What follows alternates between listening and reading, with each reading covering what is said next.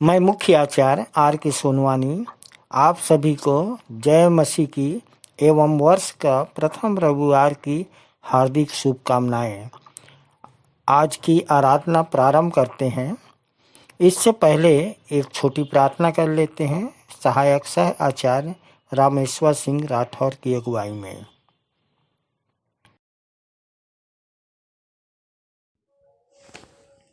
आप सबको जय मसीह। मेरा नाम सहायक सहचार्य रामेश्वर सिंह राठौर है और पिता परमेश्वर का धन्यवाद हो कि मेरी जितनी भी समस्याएं थी विश्वासी मंदिर के प्रार्थना से ही उसका समाधान हुआ। तब से मैं इस मंदिर में बना हुआ हूँ। परमेश्वर पिता का धन्यवाद करते हैं कि पिता परमेश्वर ने हमारे जीवन में नया साल को जोड़ा है और जितने भी भाई बहन लोग इस ऑनलाइन आराधना में जुड़े हुए हैं उन सबको मेरी ओर से नए वर्ष की ढेर सारी शुभकामनाएं और प्रभु यीशु मसीह में हम सब आनंदित रह सकें। आइए हम सब प्रार्थना में जाएंगे।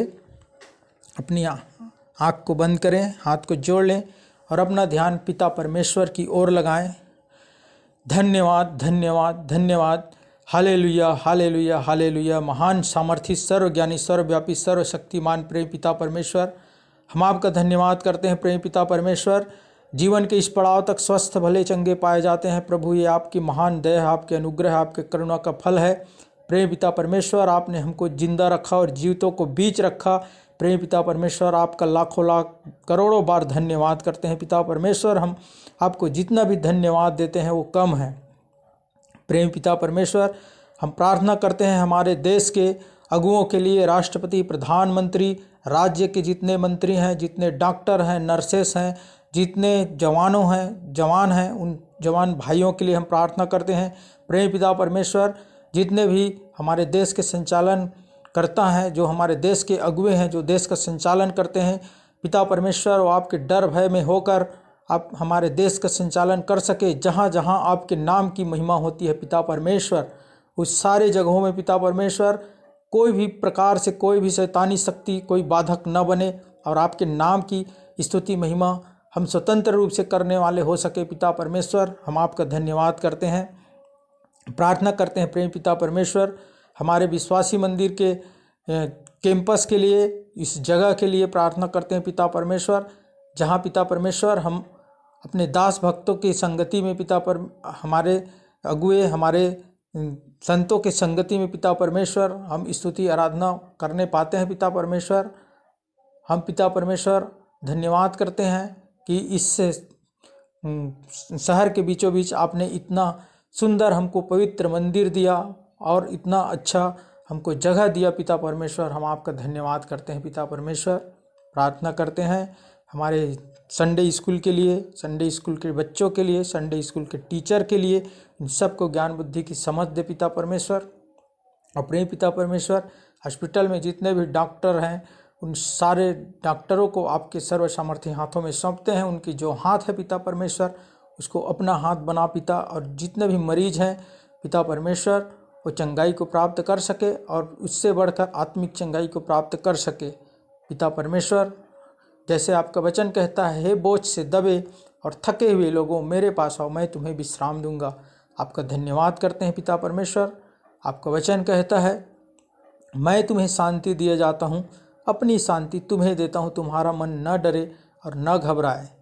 प्रेम पिता परमेश्वर, आपने कहा कि जो कोई तुमको छूता है वो मेरी आँख की पुतली को ही छूता है। पिता परमेश्वर, आप हमसे इतना प्रेम करते हैं। प्रेम पिता परमेश्वर, आपका प्रेम महान है पिता परमेश्वर, क्योंकि पिता परमेश्वर आपने अपने प्रिय पुत्र को हमारे जैसे पापी तुच्छ निकम्मों के लिए कुर्बान कर दिया। पिता परमेश्वर, बलिदान कर दिया ताकि हम जीवन पाएं। आपका लाखों लाख धन्यवाद करते हैं। जितने भी लोग प्रार्थना को सुन रहे हैं उनकी हर एक परेशानी जो है यीशु मसीह के नाम से इसी वक्त दूर होने पाए। हम डांटते हैं, हर एक शैतानी शक्ति को डांटते हैं, यीशु मसीह के नाम से आज्ञा देते हैं कि इसी वक्त उनको छुटकारा, यीशु मसीह के नाम में छुटकारा हो सके। पिता परमेश्वर, किसी को कर्जे की समस्या है, शारीरिक परेशानी है, मानसिक परेशानी, आर्थिक परेशानी, बाल बच्चों की समस्या है, घर परिवार में लड़ाई है, झगड़ा है, निराशा है, हर एक परेशानी यीशु मसीह के सामर्थी नाम से दूर होने पाए पिता परमेश्वर। ऐसे आपसे हम विनती करते हैं, प्रार्थना करते हैं पिता परमेश्वर। हम प्रार्थना करते हैं हमारे मंदिर के संचालक जी के लिए, सह संचालक, संचालिकाएँ, आचार्य, सह आचार्य, सहायक सहआचार्य, सारे लोगों को पिता परमेश्वर आपके सर्व सामर्थ्य हाथों में सौंपते पिता। इन सबको बहुतायत की आशीष दे पिता परमेश्वर। आज की आराधना में पिता परमेश्वर जो लोग भी संदेश देने वाले हैं, जो लोग वचन का बीज बोते हैं पिता परमेश्वर, गीतों का गाया जाना, संदेशों का दिया जाना, वचन का बोला जाना, इस सारी चीज़ों में पिता परमेश्वर हम चाहते हैं खुदावंद ये सारे चीज़ आपको ग्रहण योग्य हो सके पिता परमेश्वर, सुखदायक सुगंध के रूप में आपको ग्रहण योग्य होने पाए पिता परमेश्वर। जो लोग भी संदेश देते हैं पिता परमेश्वर, उनके संग साथ होना और पवित्र आत्मा की अगुवाई को चाहते हैं पिता परमेश्वर। बोलने वाले वो नहीं, परंतु उनके अंदर से पवित्र आत्मा बोलने वाले हो सके पिता परमेश्वर। जो भी बात हमने नहीं कह पाए पिता परमेश्वर, उन बातों को भी आपके सर्व सामर्थ्य हाथों में सौंपते हैं प्रिय पिता परमेश्वर। और सारा आदर महिमा आपको देते हुए आगे की आराधना को आपके हाथों में सौंपते हुए इस छोटी सी विनती को हमारे जीवित पवित्र एकमात्र उद्धारकर्ता प्रभु यीशु मसीह के पवित्र एवं मीठे नाम से होकर मांग लेते हैं, आमीन। आप सबको जय मसीह।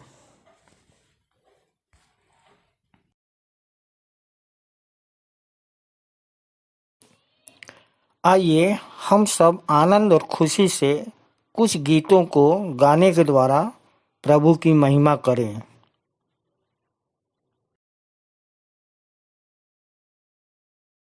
ले राजा बोल।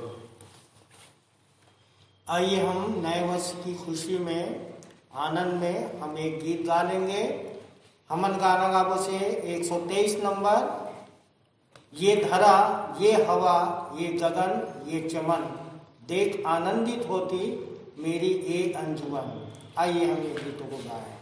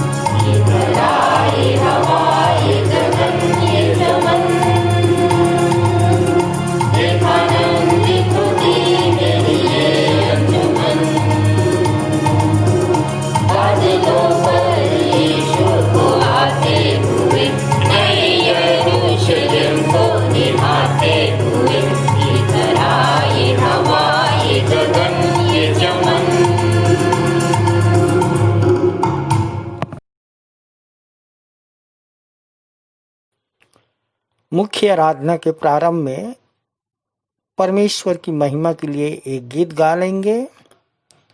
स्तुति के गीत से 107 नंबर, यीशु कैसा प्यारा मित्र।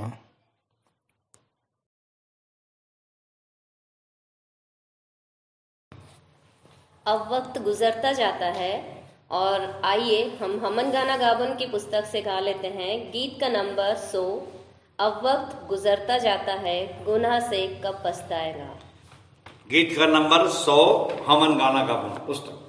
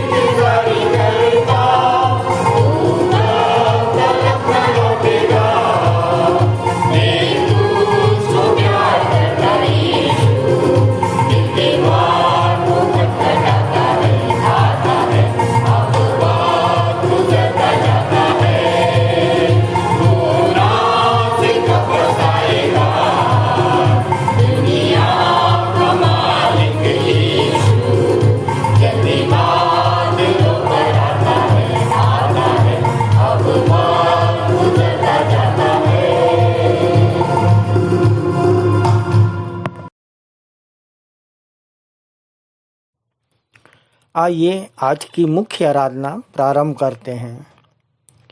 आकाश ईश्वर की महिमा का वर्णन कर रहा है और आकाश मंडल उसकी हस्तकला को प्रकट कर रहा है। दिन से दिन बातें करता है और रात को रात ज्ञान सिखाती है। ना तो कोई बोली है और ना कोई भाषा जहाँ उनका शब्द सुनाई नहीं देता है। उनका स्वर सारी पृथ्वी पर गूंज गया है और उसके वचन जगत की छोर तक पहुँच गए हैं। उनमें उसने सूर्य के लिए एक मंडप खड़ा किया है जो दूल्हे के समान अपने महल से निकलता है और शूरवीर की नाई अपनी दौड़ दौड़ने को हर्षित होता है। वह आकाश की एक छोर से निकलता है और वह उसकी दूसरी छोर तक चक्कर मारता है और उसकी गर्मी सबको पहुँचती है। यहोवा की व्यवस्था खरी है, वह प्राण को बहाल कर देती है। यहोवा के नियम विश्वास योग्य हैं, साधारण लोगों को बुद्धिमान बना देते हैं। परमेश्वर अपने वचन पर हम सब को आशीष दे। भजन संहिता 19:1 से 7 पद।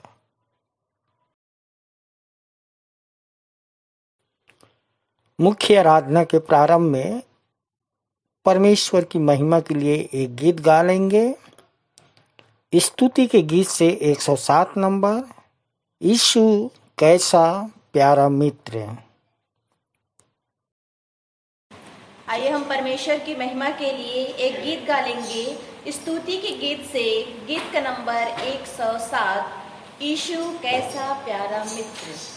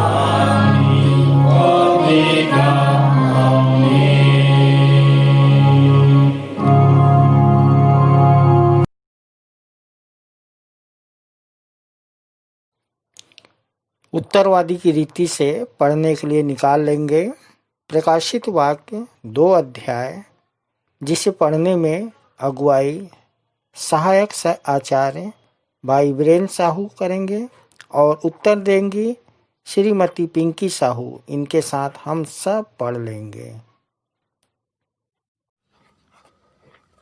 सबको जय मसीह की। मेरा नाम सहायक सह आचार्य वीरेंद्र साहू है और गनियारी कलीसिया से हूँ।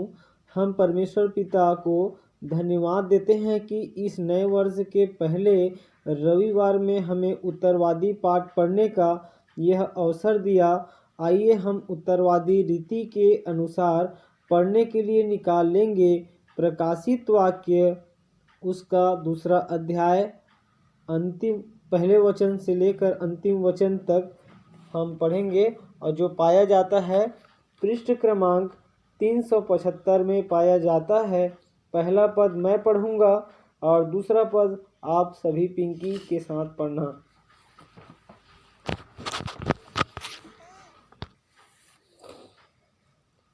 इफिसुस की कलीसिया के दूत को यह लिख, वह जो अपने दाहिने हाथ में 7 तारे लिए हैं और वह जो 7 स्वर्ण दीप दानों के मध्य चलता फिरता है, यह कहता है, मैं तेरे कार्यों, परिश्रम और धैर्य को जानता हूँ और यह भी कि तू दुष्ट लोगों की सहन नहीं कर सकता और जो अपने आप को प्रेरित करते हैं पर है नहीं, तुम्हें उन्हें परखा और झूठा पाया है।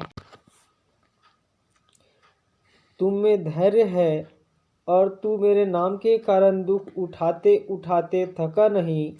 पर मुझे तेरे विरुद्ध यह कहना है कि तूने अपना पहला सा प्रेम छोड़ दिया है। इसलिए स्मरण कर कि तू कहाँ से गिरा है और मन फिरा और पहले के समान कार्य कर, अन्यथा मैं तेरे पास आता हूँ और यदि तू मन न फिराए तो तेरे दीपदान को उसके स्थान से हटा दूंगा। पर इतना अवश्य है कि तू निगुलियों के कार्यों से घृणा करता है, जिनसे मैं भी घृणा करता हूँ। जिसके कान हो वह सुन ले कि आत्मा कलीसियाओं से क्या कहता है। जो जय पाए उसे मैं जीवन के वृक्ष में से जो परमेश्वर के स्वर्ग में है खाने को दूंगा। स्मुर्ना की कलीसिया के दूत को लिख, जो प्रथम तथा अंतिम है, जो मर गया था और अब जी उठा है, यह कहता है, मैं तेरे क्लेश और दरिद्रता को जानता हूँ, पर तू धनवान है तथा इसकी ईर्ष्या निंदा को भी जानता हूँ। जो अपने को यहूदी कहते हैं पर है नहीं, वरन शैतान के सभागृह में है। जो क्लेश तू सहने पर है उनसे ना डर।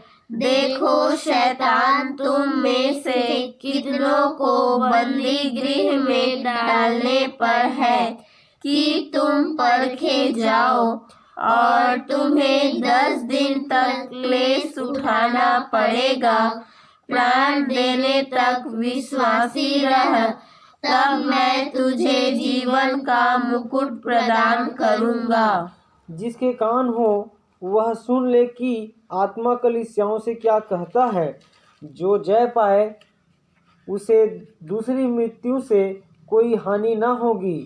पिरगमुन की कलीसिया के दूत को लिख, जिसके पास दो धारी तलवार है, वह यह कहता है, मैं यह जानता हूँ कि तू वहाँ रहता है जहाँ शैतान का सिंहासन है।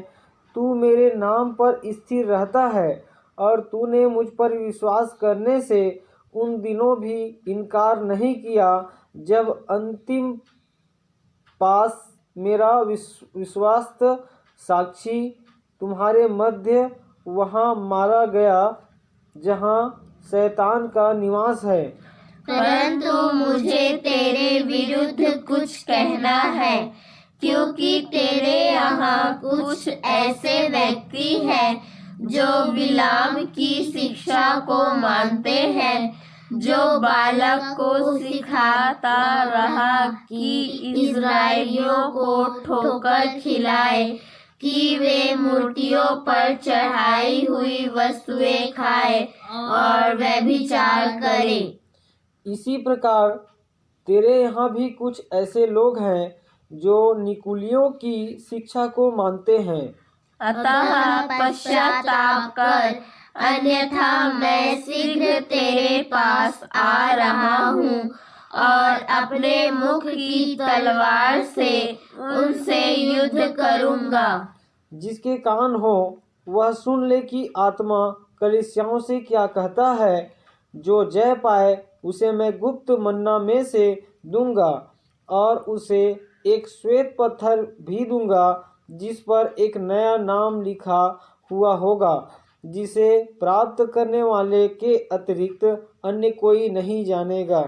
थुआतीरा की कलीसिया के दूत को लिख, परमेश्वर का पुत्र, जिसकी आंखें अग्नि ज्वाला और जिसके पैर चमकते पीतल के सदृश है, यह कहता है, मैं तेरे कार्य, प्रेम, विश्वास, सेवा और धैर्य को जानता हूँ, और यह भी कि तेरे वर्तमान कार्य विगत कार्यों से बढ़कर है।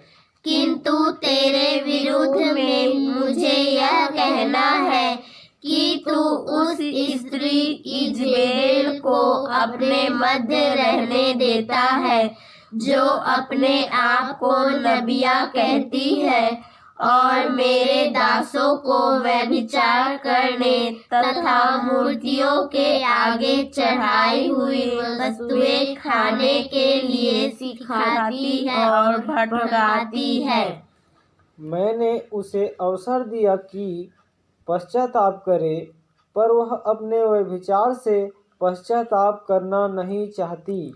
देख, मैं उसे रोग शैया पर डालूंगा, और जो उसके साथ व्यभिचार करते हैं, यदि वे उसके समान कार्यों से पश्चाताप न करें, तो उन्हें भारी क्लेश में डालूंगा। मैं उसके बालकों को महामारी से मारूंगा, और सारी कलीसियाओं को ज्ञात हो जाएगा कि मनों और हृदयों को जांचने वाला मैं ही हूँ, और मैं तुम में से प्रत्येक को उसके कार्यों के अनुसार प्रतिफल दूंगा। पर मैं थुआतीरा के शेष लोगों से कहता हूँ, जो इस शिक्षा को नहीं मानते, और जैसा कि वे कहते हैं कि शैतान की गहरी बातों को जानते हैं, यद्यपि नहीं जानते, मैं तुम पर और अधिक भार नहीं डालता। फिर भी जो कुछ तुम्हारे पास है, उसे मेरे आने तक दृढ़ता पूर्वक थामे रहो। जो जय पाए और जो मेरे कार्यों को अंत तक करता रहे, उसे मैं जाति जाति पर अधिकार दूंगा। वह उन पर लोहे के राजदंड से शासन करेगा, जैसा कुम्हार के बर्तन टूटकर चकनाचूर हो जाते हैं, वैसे ही मैंने भी अपने पिता से अधिकार पाया है। मैं उसे भोर का तारा प्रदान करूंगा। अंतिम वचन हम सब एक साथ पढ़ लेंगे।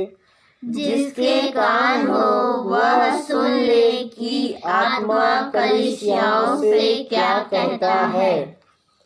परमेश्वर के वचन के पढ़े और सुने जाने पर हम सबको आशीष दे। जय मसीह की।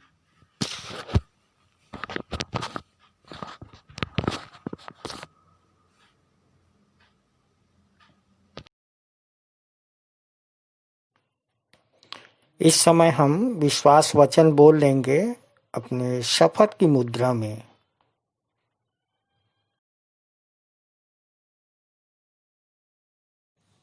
आइए हम विश्वास वचन बोलें।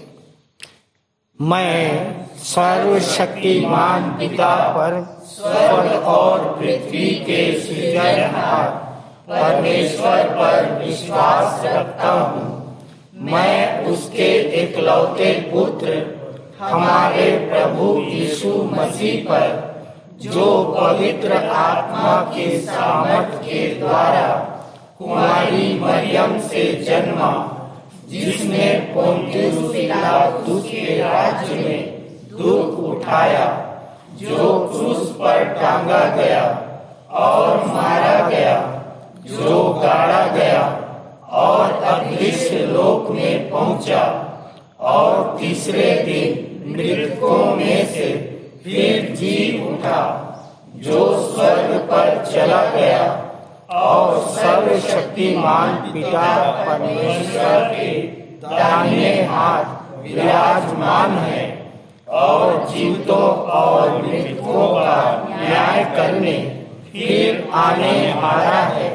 विश्वास रखता हूँ मैं पवित्र आत्मा पर, पवित्र सारी कलीसिया पर, संतों की संगति पर, देह के पुनरुत्थान पर, पापों की क्षमा पर और अनंत जीवन पर विश्वास रखता हूँ।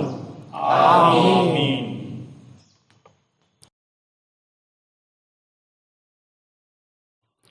प्रारंभिक पास्टोरल प्रार्थना में जाएंगे और हमारे लिए प्रार्थना में अगुवाई सहायक आचार्य पूनम साहू करेंगे।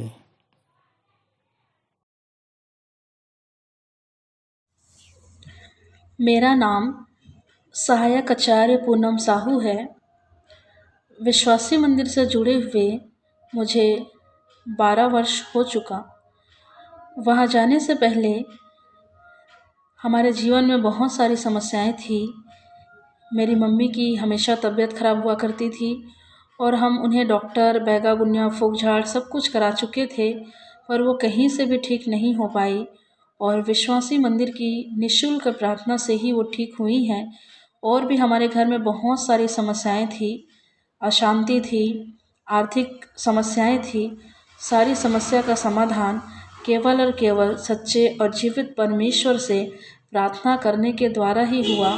तब से मैं और मेरा पूरा परिवार न केवल खुद बचे हैं परंतु दूसरों को बचाने का प्रयास करते हैं। आइए हम प्रार्थना में जाएंगे। सब हाथ जोड़ लीजिए, आंखें बंद कर लीजिए, सिर झुका लीजिए और हम अपना ध्यान परमेश्वर की ओर लगाएंगे। हमारे सर्वशक्तिमान, अनुग्रहकारी, दयालु, प्रेमी पिता परमेश्वर, प्रभु यीशु मसीह के सामर्थ्य नाम में हम आपके चरणों के समीप आते हैं। आपको हृदय से धन्यवाद देते हैं प्यारे प्रभु जी कि इस वर्ष के प्रथम रविवारी आराधना में ऑनलाइन और ऑफलाइन दोनों माध्यम से हम आपके सम्मुख इकट्ठे हो सके। प्यारे पिता, हम आपका हृदय से धन्यवाद करते हैं बीते वर्षों की सारी आशीषों के लिए। प्यारे परमेश्वर, हमने देखा कि 2020 में पूरी दुनिया में कैसी तबाही मची हुई थी, महामारी और महारोग छाया हुआ था।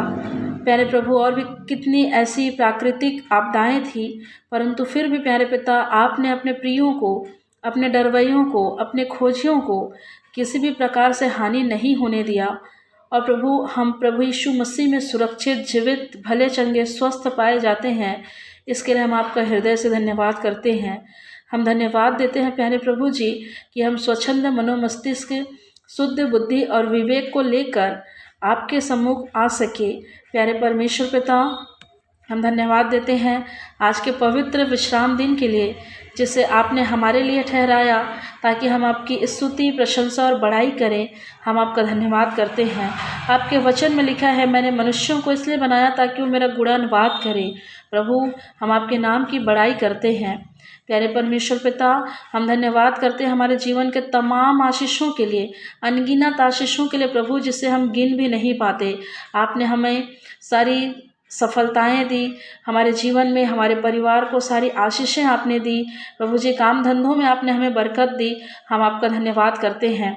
हमारे इस विश्वासी मंदिर आत्मिक कलीसिया को निरंतर और निरंतर आपने बढ़ाया प्रभु जी, और उस ऊंचे मुकाम पर रखा जिसमें आपने कहा कि मैं तुम्हें ऊंचे स्थान पर लिए फिरूंगा। हम आपका धन्यवाद करते हैं। प्यारे पिता परमेश्वर, हम प्रार्थना करते हैं आज की आराधना में जितने लोग भी शामिल होते हैं प्रभु जी, हम चाहते हैं सभी को मन को आप एक चित, एक मन रखे प्यारे परमेश्वर, क्योंकि आपके वचन में लिखा है कि आप आत्मा और सच्चाई से जो आपकी महिमा करते हैं आप उसे ग्रहण करते हैं। तो प्रभु जी, हम एक चित और एक मन होकर आपकी स्तुति महिमा कर सके। प्रभु जी, आज हमारे गीतों का गाया जाना, वचन को बोला जाना, गवाही को दिया जाना और वो सारी बातें प्रभु आपको ग्रहण योग्य हो सके। हम प्रार्थना और विनती करते हैं प्यारे पिता, जबकि आपका वचन, आपका सुसंदेश, सुसमाचार दुनिया के कोने कोने तक पहुंचता है। प्रभु जी, हम प्रार्थना करते हैं कि जो आपको नहीं जानते, जो आपको नहीं पहचानते, जो आपकी खोज में हैं, प्यारे पिता, उन सबों के लिए आप हम जैसे लोगों को इस्तेमाल कीजिए प्यारे प्रभु जी, ताकि उन तक सुसमाचार पहुंच सके। प्यारे परमेश्वर पिता, हम प्रार्थना करते हैं आज जो संदेश को देते हैं आत्मा और सच्चाई से प्रभु जी, और आप उनके मुंह से प्यारे पिता बोलने वाले आप हो प्रभु जी। हम प्रार्थना और विनती करते हैं हमारे विश्वासी मंदिर के अगुओं के लिए, संचालक, सह संचालक, आचार्यगण, सहायक आचार्य और उन तमाम सदस्यों के लिए प्यारे पिता जो प्रत्यक्ष अप्रत्यक्ष रीति से आपके कार्यों को करते हैं प्रभु जी, आपकी सेवा को करते हैं और प्यारे पिता एक बोझ को, एक बीड़ा को उठाते हैं प्रभु जी कि बहुत सारी आत्माओं को बचाना है प्रभु। ऐसे हर एक सदस्यों पर हम आपकी आशीष को चाहते हैं। हम प्रार्थना और विनती करते हैं हमारे कलीसियाई हर एक घटक के लिए प्यारे पिता, चाहे वो जवानों की सभा हो, चाहे महिला सभा हो, चाहे बुजुर्ग हो, चाहे बच्चे हो, हर एक के जीवन में आपकी आशीषों को चाहते हैं। संडे स्कूल के बच्चों के लिए हम आपकी आशीष को चाहते हैं। आपके ज्ञान, बुद्धि, समझ शक्ति में, आपके डील डॉल में हमारे बच्चे निरंतर आगे बढ़ सके। हम प्रार्थना और विनती करते हैं प्यारे प्रभु जी हमारे मंदिर के मुख्य आचार्य जी के लिए प्यारे पिता, जो ऑनलाइन जो आराधना है प्यारे पिता हम सबों तक पहुंचाते हैं, उनके जीवन में भी आपकी बहुतायत की आशीष हो और प्रभु जी उन्हें और भी आप अपने कार्यों के लिए इस्तेमाल कीजिए। हम प्रार्थना और विनती करते हैं न केवल ऑनलाइन परंतु ऑफलाइन माध्यम से भी जितने लोग आज के इस रविवारी आराधना में शामिल होते हैं उन सबों के जीवन में आपकी आशीष हो प्रभु जी। जहाँ कहीं आज के दिन आपके नाम की आराधना होती है, आपकी उपस्थिति को हम वहाँ पर चाहते हैं। प्यारे परमेश्वर पिता, हमारे देश के अगुओं के लिए, उन धार्मिक और सामाजिक अगुओं के लिए प्यारे पिता जो हमारे देश, धर्म और समाज का संचालन करते हैं, हम प्रार्थना और विनती करते हैं कि आप उन्हें सही बुद्धि और ज्ञान और समझ दीजिए ताकि प्रभु जी उचित रीति से हमारे देश का संचालन कर सके, जिससे हमारे देश में अमन और शांति बनी रह सके। और प्रभु जी ऐसे नियम, ऐसे कानून जो प्रभु यीशु मसीह के मानने वाले लोगों के विरोध में उठते हैं, हम चाहते हैं प्रभु जी कि ऐसे हर एक विरोध करने वाली आत्मा को, रुकावट डालने वाली आत्मा को यीशु मसीह के नाम से हम दूर करते हैं और आपके लहू के बाड़े से हम बांधते हैं। सो प्यारे परमेश्वर पिता, आज जितने लोग शामिल होते हैं प्रभु जी, हर एक की आत्मा को आप ग्रहण कीजिएगा, जो समस्या में है, जो दुखी है, जो पीड़ित है और नाना प्रकार की समस्याओं को लेकर आपके करीब आते हैं प्रभु, आप उन्हें शांति दीजिए, आप उनकी समस्याओं को सुनिए प्यारे पिता, उनके सुध ही लीजिए प्रभु, ऐसे हम प्रार्थना करते हैं। सो आज की पूरी आराधना में आप ही और अल्फा और ओमेगा आप ही होइए प्रभु। सारी बातों के लिए आपका हृदय से धन्यवाद देते हुए छोटी विनती प्रभु यीशु मसीह के नाम से मांग लेते हैं, आमीन।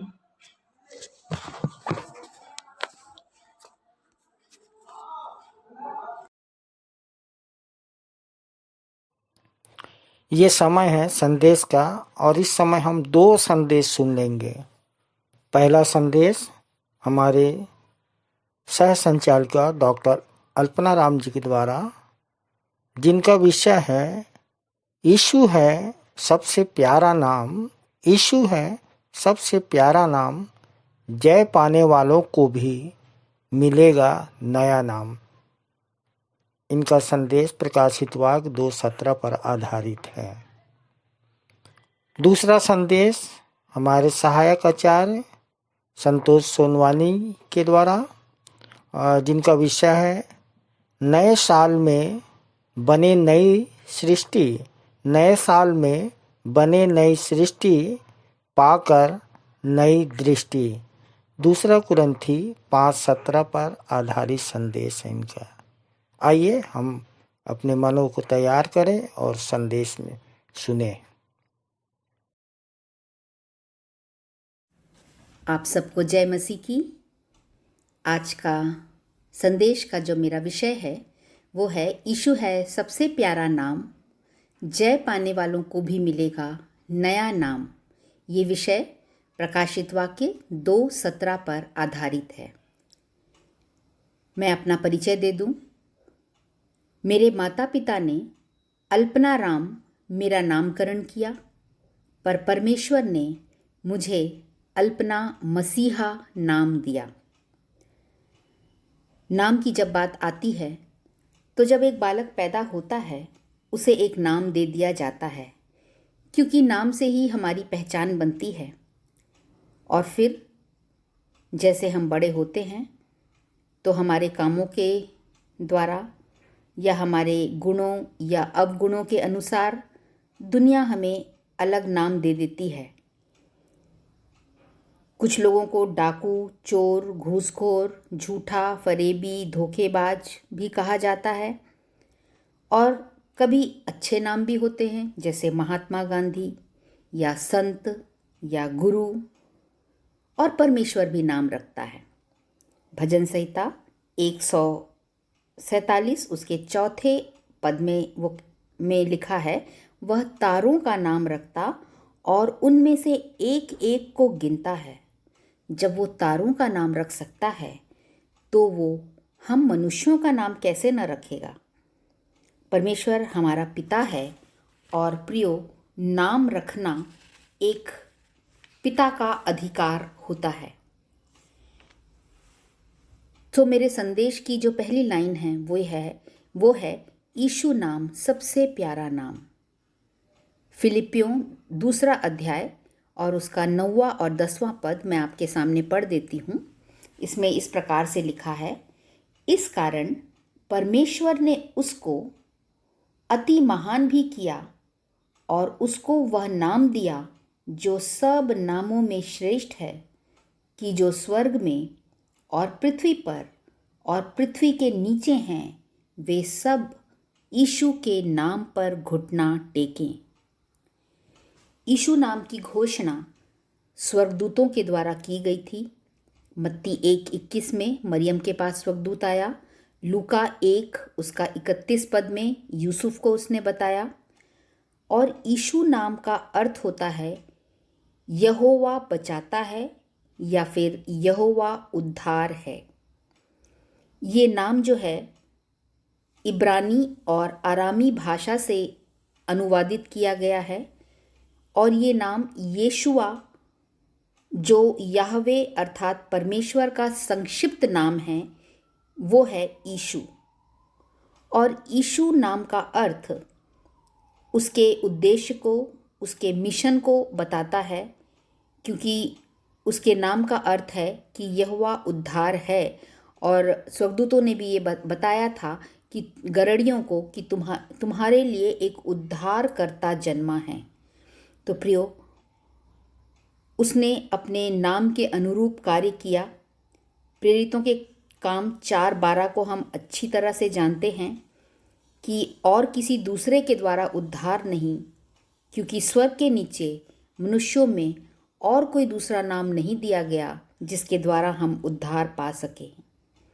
प्रियो, अर्थात यीशु के नाम के द्वारा ही हम उद्धार प्राप्त कर सकते हैं। दूसरी बात, यीशु का नाम हमें चंगाई देता है। प्रेरितों के काम उसके 3 अध्याय में हम पढ़ते हैं, जब पतरस और यूहन्ना मंदिर में जा रहे थे, उनसे एक लंगड़ा भीख मांगने लगा और उन्होंने कहा कि सोना और चांदी तो मेरे पास नहीं है, परंतु यीशु मसीह के नाम से चल फिर। और उसके प्रेरितों के काम 3 अध्याय उसके 16वें पद में कहता है कि उसी के नाम ने इस मनुष्य को भला चंगा कर दिया। प्रियो, कई बार हम सोचते हैं नाम में कुछ नहीं रखा है, पर नाम बहुत महत्वपूर्ण है और यीशु नाम के द्वारा उनको चंगाई, उस लंगड़े को चंगाई मिली। यीशु नाम के द्वारा प्रियो महिमा भी मिलती है। 2 थिस्सलुनीकियों 1:12 को अगर आप पढ़ेंगे तो उसमें लिखा हुआ है कि प्रभु यीशु का नाम तुम में महिमा पाए। और आज प्रियो, अगर हमें महिमा मिल रही है वो केवल यीशु के नाम के कारण है। आज जो आदर सम्मान हम पाते हैं, अगर यीशु का नाम हमारे जीवन से हटा दिया जाए तो शायद वो आदर और सम्मान हमें कभी नहीं प्राप्त होगा। और एक और बात कि यीशु के नाम के द्वारा हमें सब कुछ मिल सकता है। उसने यूहन्ना 14:13 और 14वें पद में कहा कि जो कुछ तुम मेरे नाम से मांगोगे मैं तुम्हें दूंगा, मैं उसे करूंगा। और हम प्रार्थना जब करते हैं तो हम उस प्रार्थना का अंत ऐसा ही करते हैं कि इस प्रार्थना को यीशु मसीह के नाम से मांगते हैं, आमीन। तो प्रियो, यीशु के नाम से हमें संसार पर भी विजय मिलती है, 1 यूहन्ना 5:5 के आधार पर, और यीशु के नाम से ही शैतान हारता है। ये तो हुआ कि यीशु नाम सबसे प्यारा नाम क्यों है, क्योंकि उसी नाम से हमको उद्धार मिला, उसी नाम से हमें चंगाई मिलती है, महिमा मिलती है, और जो कुछ हम चाहें उस नाम से हमें मिलता है। संसार पर विजय भी हमें उसी नाम से मिलती है। और प्रकाशित वाक्य 2:17 में वो कहता है कि जो जय पाए मैं उसे एक नया नाम दूंगा। प्रियो, यशाया 65 उसका 15वां पद कहता है कि परमेश्वर अपने दासों का दूसरा नाम रखेगा। परमेश्वर अपने दासों का दूसरा नाम रखेगा। शमौन को यीशु ने कहा कि तू कैफा अर्थात पतरस कहलाएगा और मैं इस पत्थर पर अपनी कलीसिया बनाऊंगा। यूहन्ना 1:42 में लिखा हुआ है। और यूहन्ना को उसने कहा तू गर्जन का पुत्र कहलाएगा। शाऊल जो था वो पौलुस कहलाया। अब्राम नाम था उसका, और उसका नाम परमेश्वर ने अब्राहम कर दिया अर्थात मूल पिता। इजहाक का नाम भी परमेश्वर ने दिया। यशाया के पुत्र का नाम भी परमेश्वर ने दिया, यशाया 8वां अध्याय उसके 3 पद में। तो प्रियो, परमेश्वर अपने लोगों का, अपने दासों का को नाम देता है, एक नया नाम देता है, पर किसको देता है? जो जय पाए। अब हमें किस चीज़ पर जय पाना है? हमारे अंदर के संसार पर। हमारे अंदर भी एक संसार बसता है प्रियो। शरीर की अभिलाषा, आँखों की अभिलाषा, जीविका का घमंड, ये सब हमारे अंदर बसा करते हैं। और गलातियों 5:19-20 में शरीर के कामों का वर्णन है। और जब हम इन बातों पर जय पाते हैं तब परमेश्वर हमें भी एक नाम देता है। हम देखते हैं विश्वासी मंदिर में भी जो प्रभु के प्रति विश्वास योग्य रहता है, जो समर्पित होकर कार्य करता है, बुरी आदतों पर जय प्राप्त करता है और उसके अंदर प्रेम के गुण दिखाई देते हैं, सहनशीलता दिखाई देती है, धीरज, आनंद, मेल, तो उन्हें भी एक नया नाम दिया जाता है। कुछ लोग आचार्य हैं, कुछ सह आचार्य, सहायक सह आचार्य। तो प्रियो, हमें भी अभी तो एक नाम मिल गया है और वो नाम है मसीहा। और आगे भी हमको एक नया नाम मिलेगा और ऐसा नाम लिखा है कि जो पाने वाले के सिवाय और कोई न जानेगा। और प्रियो, एक ऐसा नाम जो दूल्हा यीशु अपनी दुल्हन को देगा या प्रेमी अपनी प्रेमिका को देता है, और ये नाम अभी गुप्त है। एक नाम जो कॉमन है वो है मसीहा, परंतु इसके आगे भी परमेश्वर हमें वो नाम देने वाला है जो अभी गुप्त है, और वो लिखा है कि वो नाम श्वेत पत्थर पर लिखा हुआ होगा, शिलालेख पर लिखा हुआ होगा, अर्थात उसे कोई मिटा ना सकेगा। वो स्पष्ट होगा। श्वेत पत्थर, जब हम श्वेत कागज़ पर लिखते हैं कोई चीज़ तो वो स्पष्ट रूप से दिखाई देती है। तो परमेश्वर हमें एक ऐसा नया नाम देने वाला है और उस नाम के लिए हमें अभी से परिश्रम करना है कि वो नाम हमें मिल सके। तो जो परिश्रम हम आज करेंगे वो उस परिश्रम का प्रतिफल हमें वो नया नाम मिलेगा, जिसके द्वारा हम भी उस महिमा को प्राप्त करेंगे जिसे यीशु ने किया, और उसकी अनुभूति इसी पृथ्वी से हम करने लगते हैं। सो इन बातों के साथ परमेश्वर अपने वचन पर आशीष दे। सृष्टि पाकर नई दृष्टि।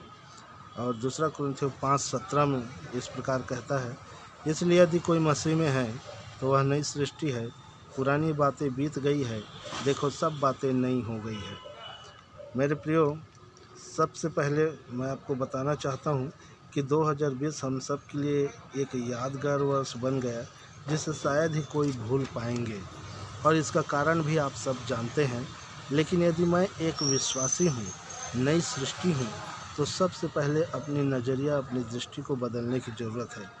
तभी हम 2020 को आशीषों के रूप में समझ पाएंगे और पुरानी बातें बीत पाएंगी, और हम नई दृष्टि पाकर 2021 को भी आशीषों का वर्ष बना सकते हैं। क्या आपको पता है, परमेश्वर हमें बार बार नया बनाता है, फिर भी हम खरे नहीं उतर पाते हैं। यदि हम देखें, परमेश्वर बहुत प्रयास किया हम सबको नया बनाने के लिए। यदि हम आदम हव्वा के बारे से देखें, तो आदम हव्वा को भी परमेश्वर ने नया बनाया, सोल्ड बनाया, अपने हाथों से बनाया, लेकिन उसने भी गद्दारी किया और इसका परिणाम हमें भुगतना पड़ा। और उसके बाद देखें तो एक समय ऐसा आया कि जब परमेश्वर ने फिर से अपने लोगों को खड़ा किया, लेकिन उनमें भी एक भयंकर बात ये आ गई कि वो एक ऐसा मीनार का निर्माण करने लगे जिससे वो आसमान को छू सके। और इसलिए परमेश्वर ने यहाँ पर भी परमेश्वर ने भाषा में गड़बड़ी किया ताकि वहाँ तक वो ऐसा ना बना सके। और इसका कारण है, परमेश्वर ने कहा था तुम जगत भर में फैल जाओ, फलो फूलो, लेकिन ये सब एक स्थान पर खड़ा होकर के एक ही जगह रहने लगे, जहाँ तक मुझे ऐसा लगता है। और इसलिए परमेश्वर ने वहाँ पर भी उनके भाषा में गड़बड़ी किया और उन्हें तितर बितर किया, और आज हम देखते हैं ये पूरे पृथ्वी भर में फैल चुके हैं। तीसरा जो मुझे याद है कि परमेश्वर ने फिर से एक अपने लोगों को खड़ा किया, और उस समय फिर वहाँ भी बहुत ही भयंकर बातें होने लगी, और इसलिए बहुत ही पाप अपराध बढ़ने लगा। और इसलिए परमेश्वर ने नूह के द्वारा जल प्रलय लाया और उस सृष्टि को भी नष्ट किया। परमेश्वर ने ऐसे बार बार किया ताकि हम सुधर सके, नई सृष्टि बन सके, नई दृष्टि प्राप्त कर सके, जिससे परमेश्वर का काम हम कर सके, कोई और नहीं। हमें उस कार्य को करना था, और इसलिए परमेश्वर हमें बार बार मौका देता है।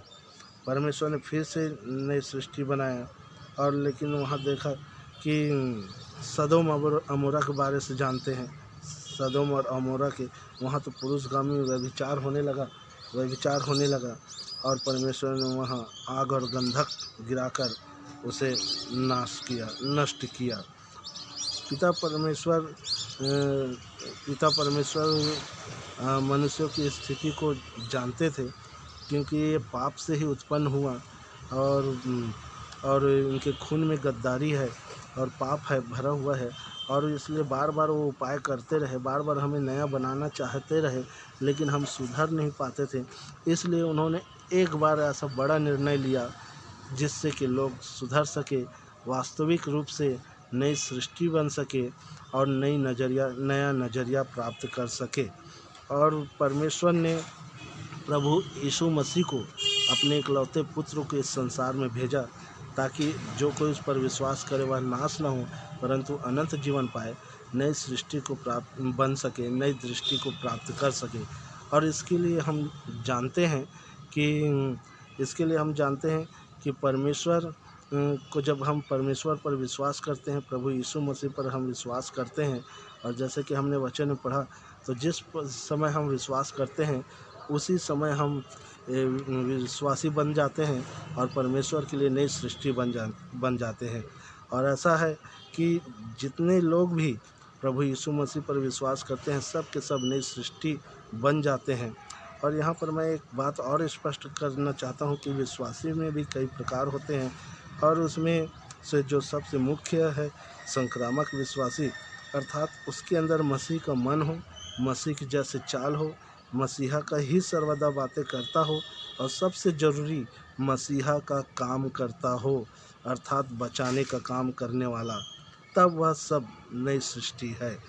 मेरे प्रियो, परमेश्वर हमें हमारे एक एक अंग को बनाता है, एक एक अंग को रचना करता है, हमें माँ के गर्भ से ही उसने हमें रचा है, और हम जब शारीरिक रूप से पैदा होते हैं तब भी वो हमें बनाता है, और आत्मिक रूप से पैदा होते हैं तब भी वो हमें बनाता है। यदि मैं याद करूं तो भजन संहिता में ऐसा लिखा है, परमेश्वर 6 बातों से घृणा करता है, वरन 7 है जिनसे वह घृणा करता है। घमंड से चढ़ी हुई आंखें, झूठ बोलने वाले जीभ, अनर्थ कल्पना गढ़ने वाले मन, निर्दोष का लहू बहाने वाले हाथ, और बुराई करने को वेग से दौड़ने वाले पाँव, और झूठे साक्षी देने वाले भाई। मेरे प्रियो, परमेश्वर हमारे इन अंगों को एक एक करके हमारे अंगों को जीवित करता है, नया बनाता है। यदि हम रोमियो में पढ़े, रोमियो की पत्री में, तो वहाँ पर ऐसा लिखा है, इसलिए है भाइयों, मैं तुमसे परमेश्वर की दया स्मरण दिलाकर तुमसे विनती करता हूँ कि तुम अपने शरीरों को जीवित, पवित्र और परमेश्वर को भावता हुआ बलिदान करके चढ़ाओ, और यही तुम्हारी आत्मिक सेवा है। और इस संसार के सदृश न बनो, परंतु तुम्हारी बुद्धि के नए हो जाने से तुम्हारा चाल चलन भी बदलता जाए।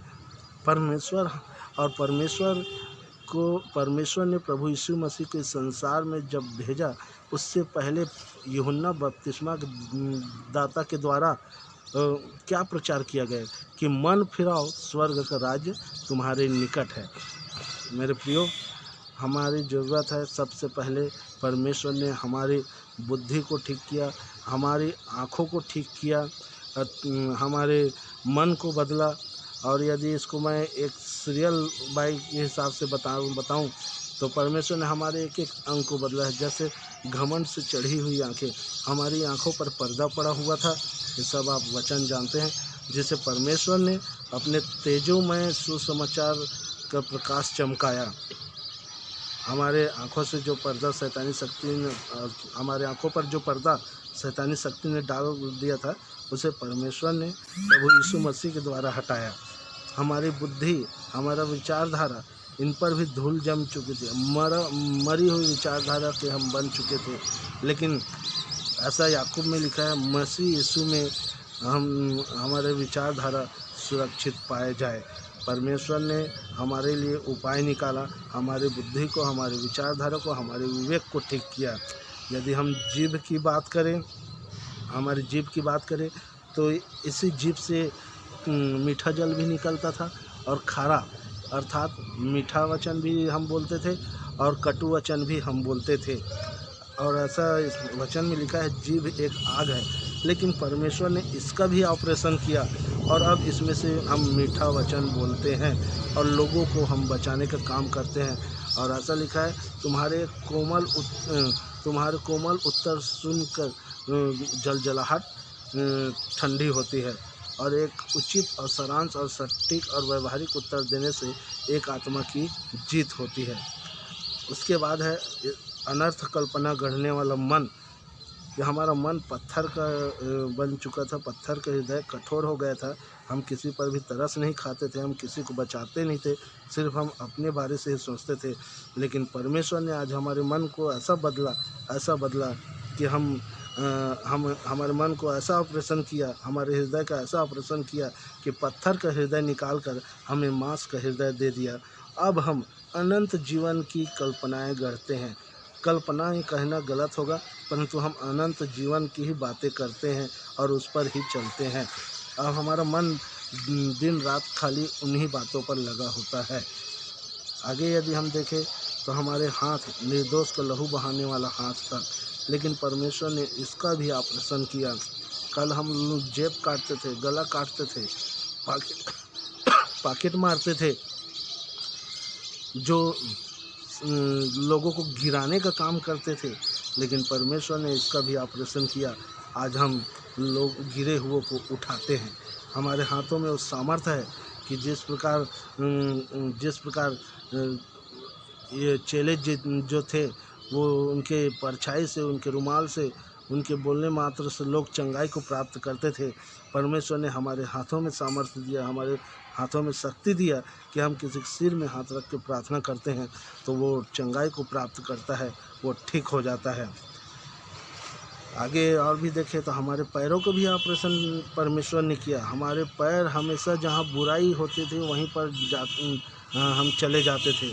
हमारे पाँव गलत रास्ते पर ही चलते थे, सही रास्ते पर चल ही नहीं पाते थे। इसका भी परमेश्वर ने ऑपरेशन किया। और वचन कहता है क्या ही सुहावने हैं वह पाँव जो सुसमाचार सुनाने को जाता है। पिता परमेश्वर ने हमारे एक एक अंग को, हमारे एक एक पार्ट का ऑपरेशन करके उसे नया कर दिया। तब बताइए हम नई सृष्टि हुए कि नहीं।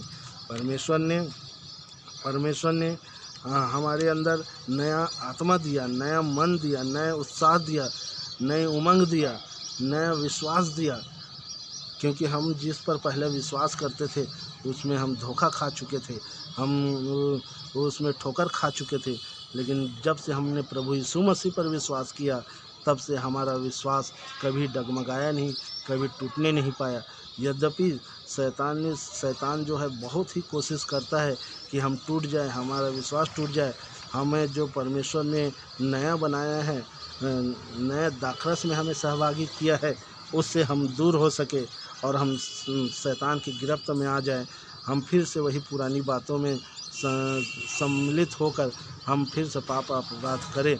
लेकिन परमेश्वर का धन्यवाद हो कि जो आत्मा से जन्मा है वह पाप नहीं कर, परमेश्वर उसे पाप करने नहीं देता। जो नया जन्म प्राप्त किया है परमेश्वर उसकी सहायता करता है, मदद करता है।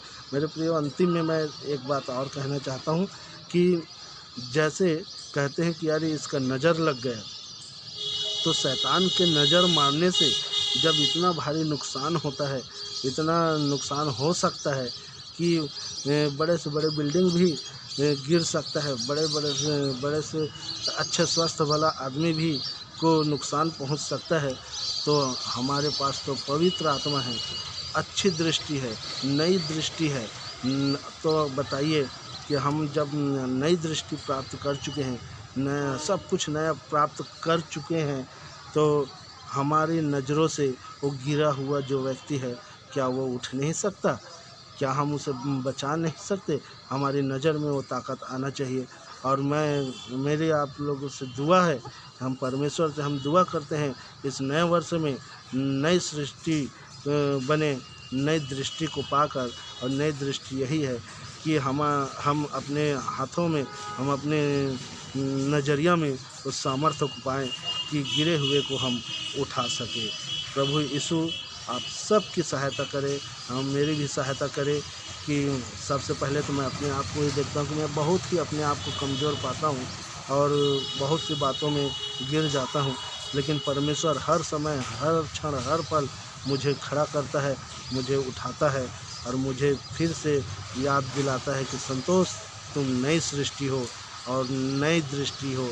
इसलिए पुरानी बातें तुम्हारे जीवन में बीत चुकी है, अब तुम परमेश्वर की नई सृष्टि हो, अर्थात तुम नए ढंग से, नए रूप से अब परमेश्वर का कार्य करो। और वो कार्य है कि परमेश्वर आज हमारे अंदर आ चुका है, अब हमारे अंदर घुसकर वो सारा कार्य करता है, हमारे द्वारा गुरु मंत्र बंटवा कर लोगों को बचाता है। प्रभु आप सबको इस वचन के द्वारा आशीष दे, आमीन। ये समय है भेंट अर्पित करने का, और इस समय हम अपनी अपनी भेंटों को परमेश्वर के निकट लाएंगे, परमेश्वर को अर्पित करेंगे। और इस समय हम गीत गा लेंगे। स्तुति के गीत से 110 नंबर, हृदय भेंट चढ़ाए प्रभु को, स्तुति प्रशंसा करें हम सब मिलकर।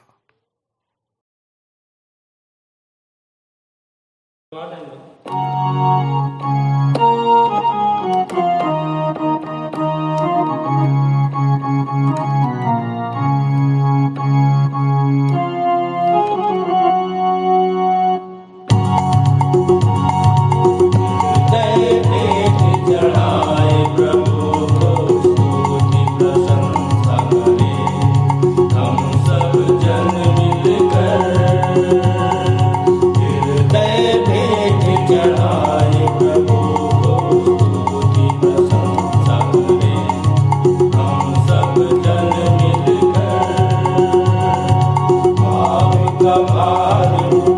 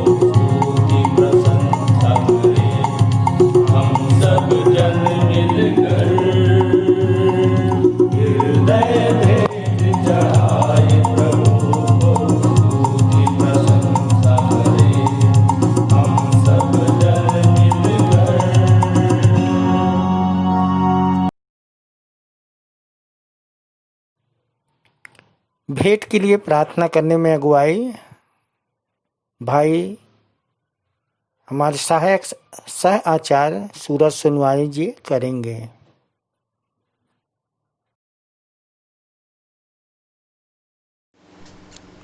आप सभी को जय मसीह की। मेरा नाम सहायक सहचार्य सूरज सोनवानी है और विश्वासी मंदिर मुझको आते 8 वर्ष हो चुके हैं। और यहाँ नहीं आने से पहले मैं अपने जीवन में बहुत हताश था, निराश था, बुराइयों में फंसा हुआ था, हर एक गलत संगति में था। आज जैसे मैं बचा हूँ वैसे दूसरे को बचाने का प्रयास करता हूँ। आइए दुआ करें भेंट के लिए। सर्वशक्तिमान दयालु अनुग्रहकारी पिता परमेश्वर, बड़े धन्यवाद के साथ आपके प्रिय पुत्र हमारे प्रभु यीशु मसीह के नाम से आते हैं और धन्यवाद देते हैं पिताजी कि आप ही से समस्त आशीषों का छोटा सा अंश भेंट स्वरूप आपके चरणों में लाए हैं। प्रभु जी, इसे बड़ी दया से ग्रहण कर लीजिए और ऐसा हो सके कि आपके महिमा के कार्यों में खर्च कर सके। प्रभु जी जैसे आपने हाबिल के भेंट को ग्रहण किया प्रभु, वैसी हमारे सभी विश्वासी भाई बहनों के भेंटों को ग्रहण करना। प्रभु जी, जिन हाथों ने दिया है प्रभु जी, उनके आय के सोते में, काम धंधों में, बाल बच्चाओं में आशीष देना। प्रभु जी, हम चाहते प्रभु जी जितने विशेष भेंट चढ़ाएं प्रभु जी, जैसे आपने सारपत की विधवा को आशीष दिया था प्रभु, आज वर्तमान में हम सभी भाई बहनों को भी दीजिएगा प्रभु, ताकि हम खुद खाएं और दूसरे को बांट कर देने वाला हो सके। प्रभु जी, प्रभु हम चाहते हैं 100 गुना फल और स्वर्ग लोक में अनंत जीवन को प्राप्त कर सके। प्रभु हम मौद्रिक मानसिकता के न बने प्रभु, परंतु हम निर्बलता में सामर्थ की सिद्धि को प्राप्त कर सके प्रभु जी, और अपने आप को जीवित, पवित्र और आपको भावता हुआ बलिदान करके चढ़ाने वाला हो सके। प्रभु जी हम धन्यवाद देते हैं यहोवा पाक खुदा कि प्रभु जी आपने हमें बीते वर्ष संभाले रखा है। और प्रभु जी हम नए वर्ष में जब प्रभु प्रवेश करते हैं 2021 में, तो हम सभी विश्वासी भाई बहन के प्रभु जी मंगलमय हो। प्रभु हम चाहते प्रभु जी 365 दिन में प्रभु हम अपने आप को प्रभु समय का दशवांश देने वाला हो सके प्रभु जी, और सबसे बढ़कर प्रभु हम एक दूसरे से प्रेम कर सके। और प्रभु जी हम चाहते हैं प्रभु जी जो वचन का मतभेद है प्रभु, एक चित एक मन होकर आपकी स्तुति आराधना हो सके, ताकि प्रभु जी हम शैतान के गढ़ को ढा सके और प्रभु जी हर एक लोगों को प्रभु हम भाने वाला हो सके प्रभु जी, और यीशु मसीह को अपने जीवन से दिखा सके प्रभु, और मौत के दिन तक विश्वासी बने रहे प्रभु जी। और जिसके लिए आपने मसीह यीशु में हमें पकड़ा है, बुलाया है, चुना है, आपके राज्य को इस भारत देश में प्रभु हम स्थापित करने वाला हो सके, आपका झंडा को लहराने वाला हो सके प्रभु। यदि कोई शैतानी बाधा मेरे जीवन, मेरे घर परिवार में, हमारे सभी विश्वासी भाई बहन के जीवन में कार्य कर रही है प्रभु, एक चित एक मन होने से, बढ़ने से प्रभु हमारे मंडली को रोक रही है, उन सारी शैतानी शक्ति को जो अधिकार आपने हमें पुत्र बनाकर दिया है, उन्हीं अधिकार को इस्तेमाल करते हुए हम इस उनासी के पवित्र लहू के बाड़े से बांधते हैं और डांट का आदेश देते हैं, इसी क्षण निकल जाए इस उनासी के नाम से, और उसे नरक कुंड के आग में डाल देते हैं। हम धन्यवाद देते हैं प्रभु जी, बड़ी सामर्थ हम सभी के जीवन में कार्य की, इसके लिए धन्यवाद देते हैं प्रभु। जितने भी ऑनलाइन सुन रहे हैं प्रभु इस प्रार्थना को प्रभु, हर एक के जीवन में, उनके घर परिवार में कल्याण ठहर सके। हाँ प्रभु, जिन बातों को नहीं भी कह सके उन्हें भी आपके हाथों में सौंपते हुए, आपको महिमा, आदर, गौरव, अधिकार देते हुए धन्यवाद देते हैं कि आपने हमारी प्रार्थना को ग्रहण किया है, हाँ और आमीन में उत्तर दिया। धन्यवाद के साथ छोटी दुआ उद्धारकर्ता प्रभु यीशु ख्रीष्ट के नाम से मांगते हैं, आमीन आमीन आमीन। सबको जय मसीह की।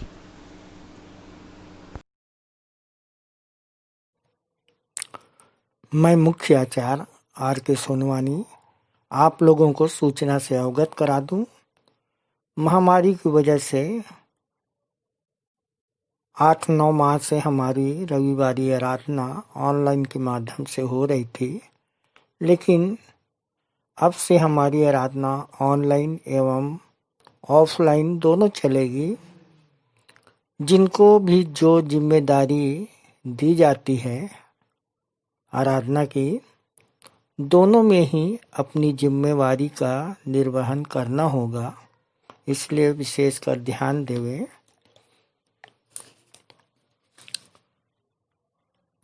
दस 1/2021 की रविवारी आराधना की सूचना भी आप लोग को दे दूं। आरंभ की प्रार्थना बहन रिंकी कुकरेजा के द्वारा। उत्तरवादी पाठ यूहन्ना 10 अध्याय 22 से 42 पद तक। पढ़ने में अगुवाई हमारे सहायक आचार्य मनीराम निषाद और उत्तर देंगे सहायक सह आचार्य सुपेंद्र कैबत।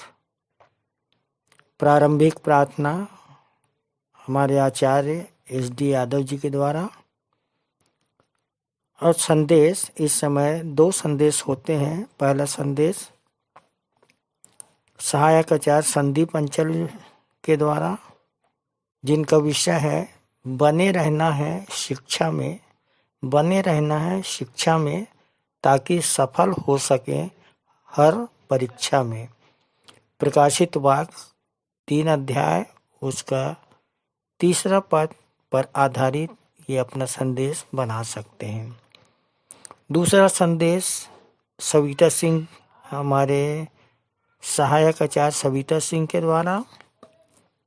विषय है इनका हर परिस्थिति में मिले शांति और हर्ष, हर परिस्थिति में मिले शांति और हर्ष, आत्मिक सिद्धि का हो नया वर्ष। ये अपने संदेश के लिए 2 कुरिन्थी 12 उसका 9 पद ले सकती हैं। भेंट की प्रार्थना में अगुवाई सहायक सहाचार्य श्रीमती नसीम श्रीवास के द्वारा। और हम उत्तरवादी पर पाठ पर मुख्य संदेश सुन लेंगे अपने संचालक जी के द्वारा। अंतिम प्रार्थना सहायक सहाचार्य आरती करोशिया श्रीमती आरती करोशिया के द्वारा।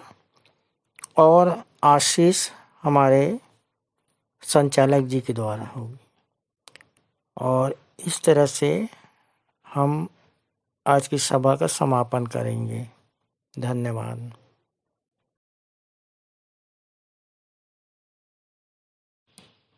अब हम मुख्य संदेश सुन लेंगे और इस समय हम संदेश में जाएंगे। हमारे मंदिर के संचालक श्री जयेश लाल जी के द्वारा हम संदेश सुन लेंगे। इसे हम बाइबल अध्ययन भी कह सकते हैं अपने संचालक जी के साथ में। तो आइए संदेश सुने, अपने मनों को तैयार कर लें। सबको जय मसीह की। वर्ष का प्रथम रविवार, और मैं कहूँगा वर्ष का प्रथम रविवार तो आप कहिए मुबारक हो। तो ये देख लीजिए हम लोग कैसा आनंद मनाते हैं कि पहले हम बड़ा दिन मुबारक होता है और उसके पश्चात फिर नया साल मनाएं, नया साल मुबारक हो। और अब हम कह रहे हैं वर्ष का प्रथम रविवार सबको मुबारक हो। प्रियो, ये लॉकडाउन का 43वां संडे है और प्रथम रविवार है। और हमने निश्चित रूप से नए साल में प्रवेश करने से पूर्व हमसे जो जाने अनजाने में भूल चूक ना समझी हुई है, जिससे कि परमेश्वर की महिमा में कुछ कमी आई हो, तो सबके लिए हमने क्षमा मांगा है, पश्चाताप किए हैं। और आइए इसी पश्चातापी मन से हम वचन में से कुछ सीखें और जानें। और मैं सबसे पहले पिछले सप्ताह की बात को सामने रखूंगा, यानी 27/12/20 को हमने जो संदेश सुना था उसमें से पहला संदेश था हमारी सहायक आचार्य डॉक्टर शीतला सूर्यवंशी। और उनने जो संदेश दिया था उसका विषय था विश्व भर में भयानक रूप दिखा गया, वर्ष 2020 हमें क्या क्या सिखा गया। और इस संदेश में बहन ने बताया कि हमारा मित्र यीशु हमारे बचाव के लिए अपना लहू अर्थात रोग प्रतिरोधक क्षमता प्लाज्मा थेरेपी कर गया, अपना लहू बहा गया। और अपनी गवाही के साथ इस बहन ने कविता के साथ भी एक शानदार संदेश दिया। बहन को खूब खूब परमेश्वर आशीष दे। धन्यवाद। और इसी के प्रकार से हमने दूसरा संदेश सुना था भाई श्री राम पांडे, जो कि हमारे सहायक आचार्य हैं, के द्वारा, और उनका विषय था वर्ष का है समापन, 2020 वर्ष का है समापन, कैसे करें धन्यवाद ज्ञापन। और भाई ने भी बहुत अच्छे ढंग से दिल को छू लेने वाले संदेश से हम सबको अनुग्रहित किया है। हम भाई को बहुत बहुत धन्यवाद देते हैं और चाहते हैं कि ऐसे ही शानदार संदेश देते रहें, परंतु बहुत जल्दी जल्दी बोले थे और इसलिए मैंने उनको बताया था कि आराम से बोलें। और इसके पश्चात मेरा संदेश था जो तीसरा था, अब वो रोमियो 8:18 से 39 पर आधारित था। और वहाँ पर इस प्रकार से मैं चाहूँगा कि उसके यादगार के रूप में हम उसका 18वां और 19वां पद देखें, रोमियो 8 का 18 और 19। और वहाँ इस प्रकार से लिखाया है कि क्योंकि मैं समझता हूँ कि इस समय के दुख और क्लेश उस महिमा के सामने जो हम पर प्रकट होने वाली है कुछ भी नहीं, क्योंकि सृष्टि बड़ी आशा भरी दृष्टि से परमेश्वर के पुत्रों के प्रकट होने की बाट जो रही है। मेरे प्रियो, इन दो लाइनों के अर्थ को मैंने समझाने का प्रयास किया था कि जो सृष्टि बड़ी आशा भरी दृष्टि से परमेश्वर के पुत्रों के प्रकट होने की बाट जो रही है, और यदि हम परमेश्वर के पुत्र के रूप में अपने आप को दिखा सकें, अपने अंदर यीशु मसीह को चलता फिरता हुआ दिखा सकें, तो निश्चित रूप से हर एक घुटना परमेश्वर के सामने झुकेगा और हम जिस परमेश्वर को मानते हैं उसके सामने घुटना टेकेगा, उसको अंगीकार करेगा। और इस प्रकार से परमेश्वर की शपथ पूरी होगी। और ये शपथ जो पूरी होगी तो लिखाया है कि एक महिमा हमारे सामने प्रकट होने वाली है। जो थोड़े बहुत जो क्लेश अभी हम सहते हैं वो कुछ भी नहीं रहेंगे, बड़ी भारी महिमा हमको मिलेगी।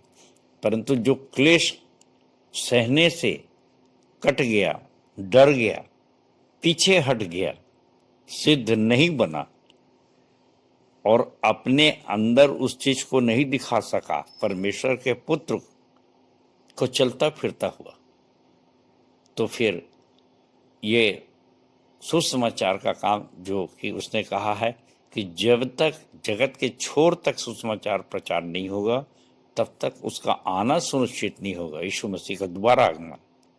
सो उसमें हमारा क्या योगदान है, हम कितना क्लेश उठा रहे हैं और कितना क्लेश उठाते उठाते थक गए हैं, ये एक विचारणीय।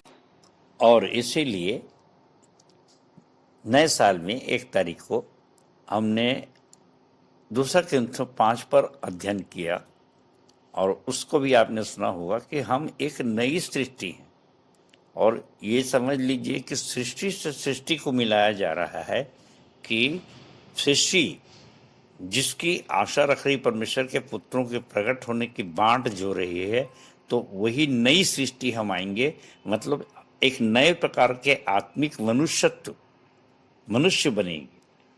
और जो आत्मिक मनुष्य जब हो जाता है तो वो सबको परखता है, जैसे बताया था 2 Corinthians 2 में 14 और 15 पद में कि आत्मा में आ जाता है और मसीहा आत्मा होता है।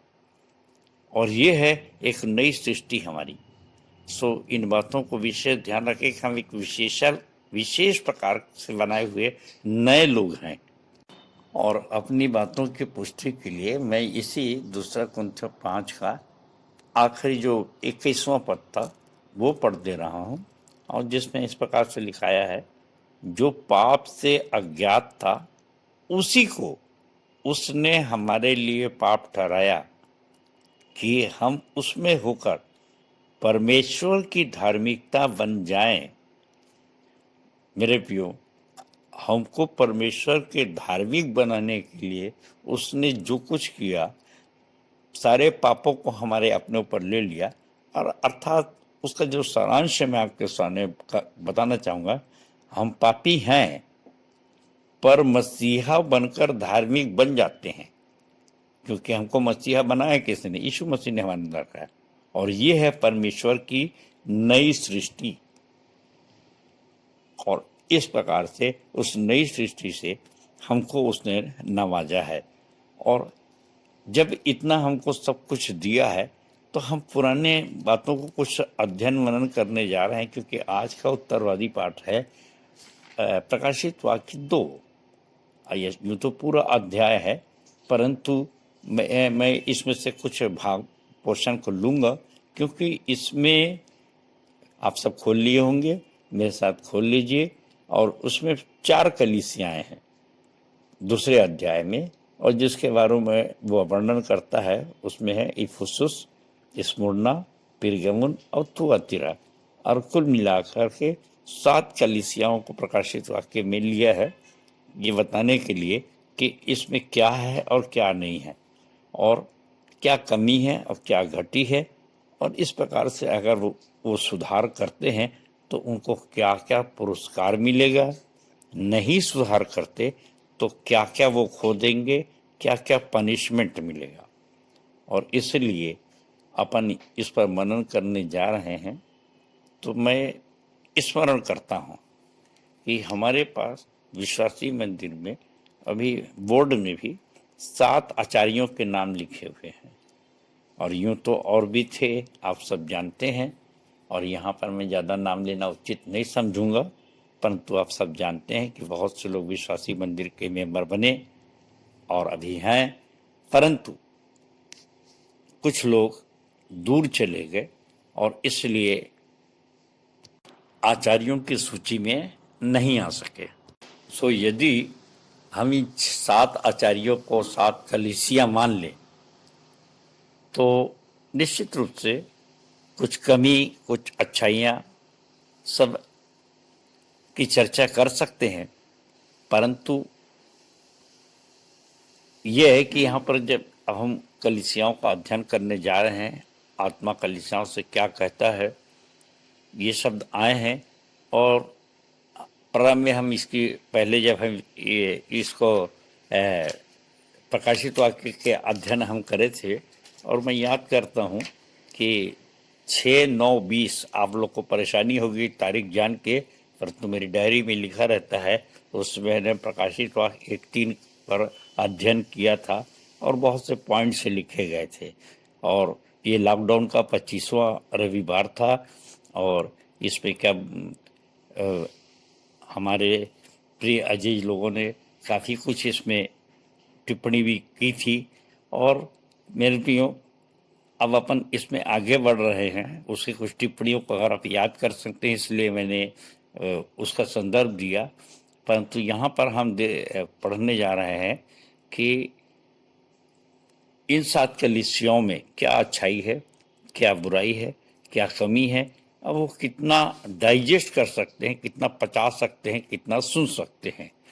और ये देखिए, मैं आपके सामने पढ़ने जा रहा हूँ प्रकाशित वाक्य 2 का 1 से, और जहाँ इस प्रकार से लिखा है, इफुसुस की कलीसिया के दूत को यह लिख कि जो 7 तारे अपने दाहिने हाथ में लिए हुए है और सोने के 7 दीवटों के बीच में फिरता है, वह यह कहता है कि मैं तेरे काम और परिश्रम और तेरा धीरज जानता हूँ, और यह भी कि तू बुरे हुए लोगों को तो देख नहीं सकता, और जो अपने आप को प्रेरित कहते हैं और हैं नहीं, उन्हें तूने परख कर झूठा पाया, और तू धीरज धरता है और मेरे नाम के लिए दुख उठाते उठाते थका नहीं। पर मुझे तेरे विरुद्ध यह कहना है कि तूने अपना पहला सा प्रेम छोड़ दिया है। मेरे प्रियो, ये पहला सा प्रेम छोड़ दिया है, पहला सा प्रेम क्या हो सकता है, पहला सा काम क्या हो सकता है। और 5वां पद को अपन देखते हैं तो वहां लिखाया हुआ है, सो चेत कर कि तू कहां से गिरा और मन फिरा, पहले के समान काम कर, और यदि तू मन न फिराएगा तो मैं तेरे पास आकर तेरे डीवट को उस स्थान से हटा दूंगा।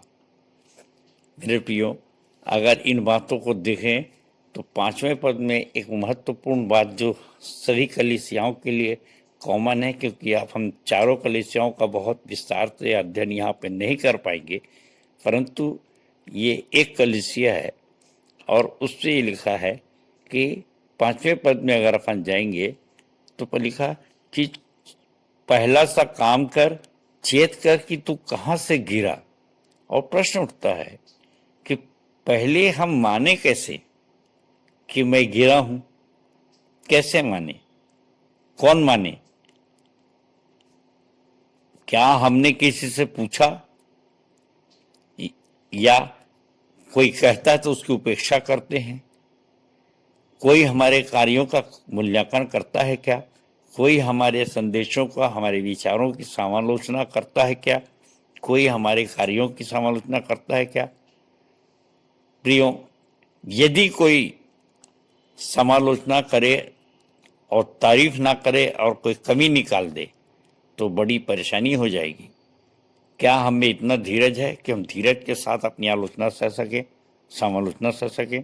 और इसी समय में वो धीरज खो देते हैं और एक जिसको बोलते हैं कि मैं अक्सर बोलता हूँ, एक धार्मिक विश्वासी जिसके विषय में लिखा गया है हमन गाना गबन पृष्ठ 18 में, विश्वास के चैप्टर में, और ये धार्मिक विश्वासी पर एक क्रिश्चियन डेविल, शैतान, ऐसा प्रहार करता है कि उसका खून, ब्लड प्रेशर बढ़ जाता है और अक्सर हम बौखला जाते हैं। ये मेरी भी कमी है, आपकी भी कमी है, और ये हमको समझना है, चेत करना है कि हम कहाँ पे गिर जाते हैं। और पहला सा काम कर, अगर नहीं मानते तो उसका पनिशमेंट भी उसके लिए दिया है, मैं तेरी दीवट को उस स्थान से हटा दूंगा। मेरे प्रियो, जिससे हमारी ज्योति है, जिससे हमारा सम्मान है, जिससे हमारी कदर होती है, जिससे हम कुछ कहलाते हैं। और ये जो क्रिश्चियन डेविल की मैंने चर्चा किया, मेरे प्रियो, ये किसी पर कटाक्ष नहीं है, किसी पर व्यंग नहीं है, और न ही मैं क्रिश्चियन कौम की कोई बदनामी कर रहा हूँ, क्योंकि मूल रूप से मैं भी वहीं से आता हूँ।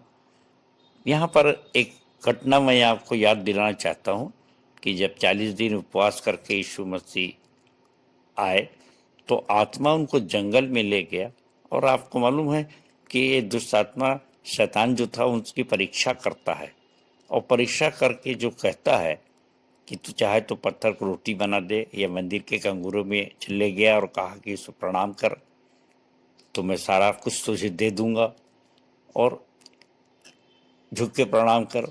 और इसी प्रकार से, और इन तीनों परीक्षाओं में यीशु मसीह ने जो जवाब दिया कि आगे भी लिखा है, उसने बाइबिल दिखाया, संदर्भ दिखाया और कहा लिखा है, और ये सब वो कहा कि तू चाहे तो पत्थर को रोटी बना ले, और उसने कहा कि लिखा है मनुष्य का पुत्र न केवल रोटी से परंतु हर एक वचन से जो उसके मुख से निकलता है तृप्त किया जाएगा।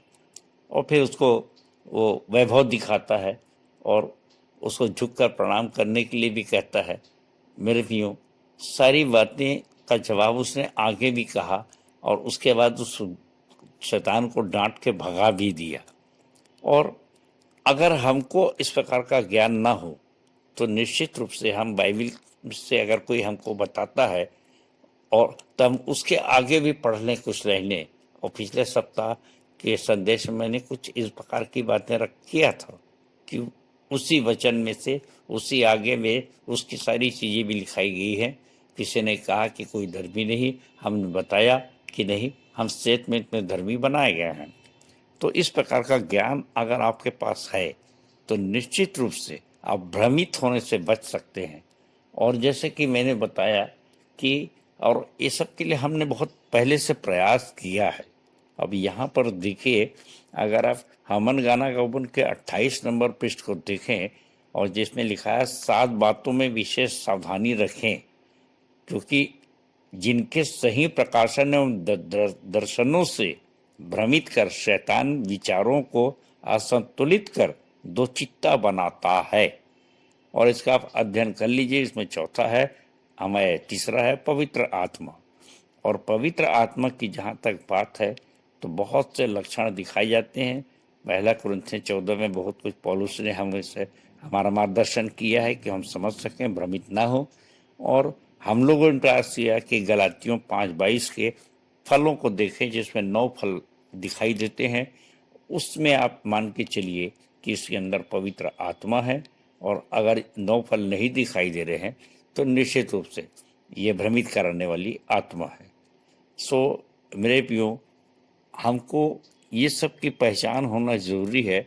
और यहाँ पर उसने इन्हीं बातों को बताने की कोशिश किया है। और हम यहाँ पर देख रहे हैं कि जैसे मैंने बताया कि हमारे पास 7 आचार्य हैं, 2 सह संचालिका हैं, 1 सह संचालक है। और इस प्रकार से फिर हमारे बहुत ढेर सारे सहआचार्य हैं, सहायक सहआचार्य हैं। तो बहुत ढेर सारे जो आचार्य हैं, उन सब के कार्यों का मूल्यांकन वे करते हैं। हम एक दूसरे के करते हैं। मेरे बारे में भी बहुत सारी बातें होती हैं और लोग मुझको बताते हैं। और जहाँ पर मुझको समझ में आता है कि हाँ, ये चूक हो रही है मुझसे, मुझको ऐसा नहीं करना चाहिए, तो मैं भी उनको धन्यवाद देता हूँ। और इस प्रकार हम आपस में अनुभव को ने बढ़ते चले जाते हैं। और यहाँ पर जो अनुभवी सह संचालिका हैं, उन्होंने भी समालोचना के लिए मेरा धन्यवाद किया था। इसी कारण वो आज तक हमारे साथ मंदिर में टिकी हुई हैं। और बाकी सब जितने भी आचार्य हैं, हमारे दूसरे अन्य लोग हैं, वे सब क्या है कि अनुभव के आधार पर, जैसे रोमी 12:1-2 में लिखाया है, जिससे तुम परमेश्वर की भली भांति और सिद्ध इच्छा अनुभव से मालूम करते जाओ। तो निश्चित रूप से हमको हमेशा जब हमारी समालोचना की जाती है तो हमको धन्यवाद देना चाहिए। परंतु ये भी ध्यान रखें कि जो हमारी समालोचना कर रहा है, यदि हम गाना गाते हैं और यदि बजाते हैं, तो कोई जो हमारी समालोचना कर रहा है तो वो ज्ञाता है कि नहीं है, वो अनुभवी है कि नहीं है, वो सिद्ध है कि नहीं है। सो मेरे प्रियो, अगर वो सिद्ध है तो निश्चित रूप से आप उसकी सुने। और यहाँ पर एक सिद्धता की बात जो है वो आत्मा कह रहा है कि, और हमको भी यहाँ पे कह रहा है कि यदि तूने मन ना फिराया तो मेरी मजबूरी है कि मैं तेरे पास आके जो पद, जो गरिमा, जो सम्मान, जो अपनापन अर्थात दीवट को हटा दूंगा। मेरे प्रियो, यहाँ पर भी मैं कहना चाहता हूँ कि अक्सर हम इतने निरंकुश हो जाते हैं कई बार कि सुनना भी नहीं चाहते और दूर हो चले जाते हैं और भला बुरा कह देते हैं। कोई सुधार हमें नहीं लाना चाहते। और इसलिए, और शायद हमारे पास कुछ तर्क भी होते हैं, और जिसके कारण से कई बार मैं तो ये कहता हूँ कि हम सोच भी नहीं पाते कि हमारा कोई कुछ नुकसान कर सकता है। और अक्सर मैं कभी कभी यहूदा इस्करियोती के बारे में सोचता हूँ कि इतने करीब आया और उसने कभी नहीं सोचा होगा कि यीशु मसीह का भी क्रोधित हो सकते हैं, परमेश्वर भी क्रोधित हो सकता है। और अक्सर मैं विचार करता हूँ कि परमेश्वर का स्वभाव ही है कि वो अत्यंत करुणामय है, विलंब से कोप करने वाला है। और अक्सर हम इन बातों को कहते हैं, परमेश्वर का भय मानना बुद्धि का मूल है। और परमेश्वर जिसकी इच्छा से और जिसके कारण से हम हर एक प्रति सेकंड जीवित रहते हैं और दुनिया उस परमेश्वर को, जीवते परमेश्वर को खोज रही है। और हम तो और भाग्यशाली जितने हमको सेत मेत में उद्धार दिया है। और आज हम प्रतिज्ञा भी करते हैं कि जैसे मैं बचा हूं दूसरों को बचाऊंगा। परंतु कहीं अक्सर याद आती है कि जाने अनजाने कहीं ऐसा तो नहीं हो रहा है जो मत्ती 23 में वार्निंग दी गई थी कि तुम एक आत्मा को जीतने के लिए जमीन आसमां एक करते हो, और जब वो तुम जीता जाती है, तुम्हारे पास आ जाती है, तो फिर उसकी स्थिति क्या करते हो। चलिए, जबकि अपन इस बात का अध्ययन कर रहे हैं तो मैं आपके लिए पढ़ ही देता हूं मत्ती 23 का 15 पद। हे कपटी शास्त्रियों और फरीसियों, तुम पर हाय, तुम एक जन को अपने मत में लाने के लिए सारे जल और थल में फिरते हो, और जब वह मत में आ जाता है तो उसे अपने से दूना नरकी बना देते हो। मेरे प्रियो, ये कैसा संदेश है और इसका जो व्यवहारिक पहलू है जो मैं आपके सामने रखूंगा, क्योंकि मैं बहुत दुखित हो जाता हूं। क्योंकि हमारे बीच में से अभी भी 2 सुसाइड केस हुए हैं, एक मनोज डहरिया भाई का और एक, हम तो व्यक्तिगत रूप से नहीं मिले थे पर हमारे मसीहा मंदिर तक पहुंची थी हमारी जज साहिबा मार्टिन। और मैं अक्सर इन पर विचार करता हूं कि ये क्या दूने नारकी नहीं दिख रहे हैं कि इतने विश्वास में होने कारण से क्रिश्चियन कहलाने के पश्चात भी। और भाई डहरिया तो हमेशा, मनोज डहरिया तो कई जगह संदेश देते थे और बताते थे कि मैं विश्वासी मंदिर का हूं। तो इतना ज्यादा उनका जीवन नरकी क्यों हो गया कि उनको सुसाइड करना पड़ा। और ये प्रश्न है कि क्या हमने कोई कमी घटी की। तो मैं निश्चित रूप से इन बातों को यहाँ पे रखना चाहूँगा, क्योंकि ये नया वर्ष का प्रारंभ है और इस समय मैं इस बात को इसलिए जोर दे रहा हूँ कि एक जो संक्रमण है कोरोना का, मुझको एक प्रलय के जैसे दिखाई देता है। और कोविड-19 के अपने लेख में मैंने लिखा भी है और बड़े स्पष्ट शब्दों में लिखा हूँ कि अभी तो ये अंगड़ाई है, आगे और लड़ाई है, और जो मेरे पीछे आ रहे हैं वो मेरे बड़े भाई हैं। सो प्रियो, यहेजकेल 3 की बातें भी मैं भूलना नहीं चाहता, जहाँ लिखाया है कि कोई तेरे कारण से ठोकर खाए, मैं चाहूँगा कि मैं उसको भी आपके सामने पढ़ दूँ। यहेजकेल 3:18 और 19 पद में इस प्रकार से लिखाया है, जब मैं दुष्ट से कहूँ कि तू निश्चय मरेगा, और यदि तू उसको न चेताए और न दुष्ट से ऐसी बातें कहे जिससे कि वह सचेत हो और अपना दुष्ट मार्ग छोड़कर जीवित रहे, तो वह दुष्ट अपने अधर्म में फंसा हुआ मरेगा, परंतु उसके खून का लेखा मैं तुझी से लूंगा।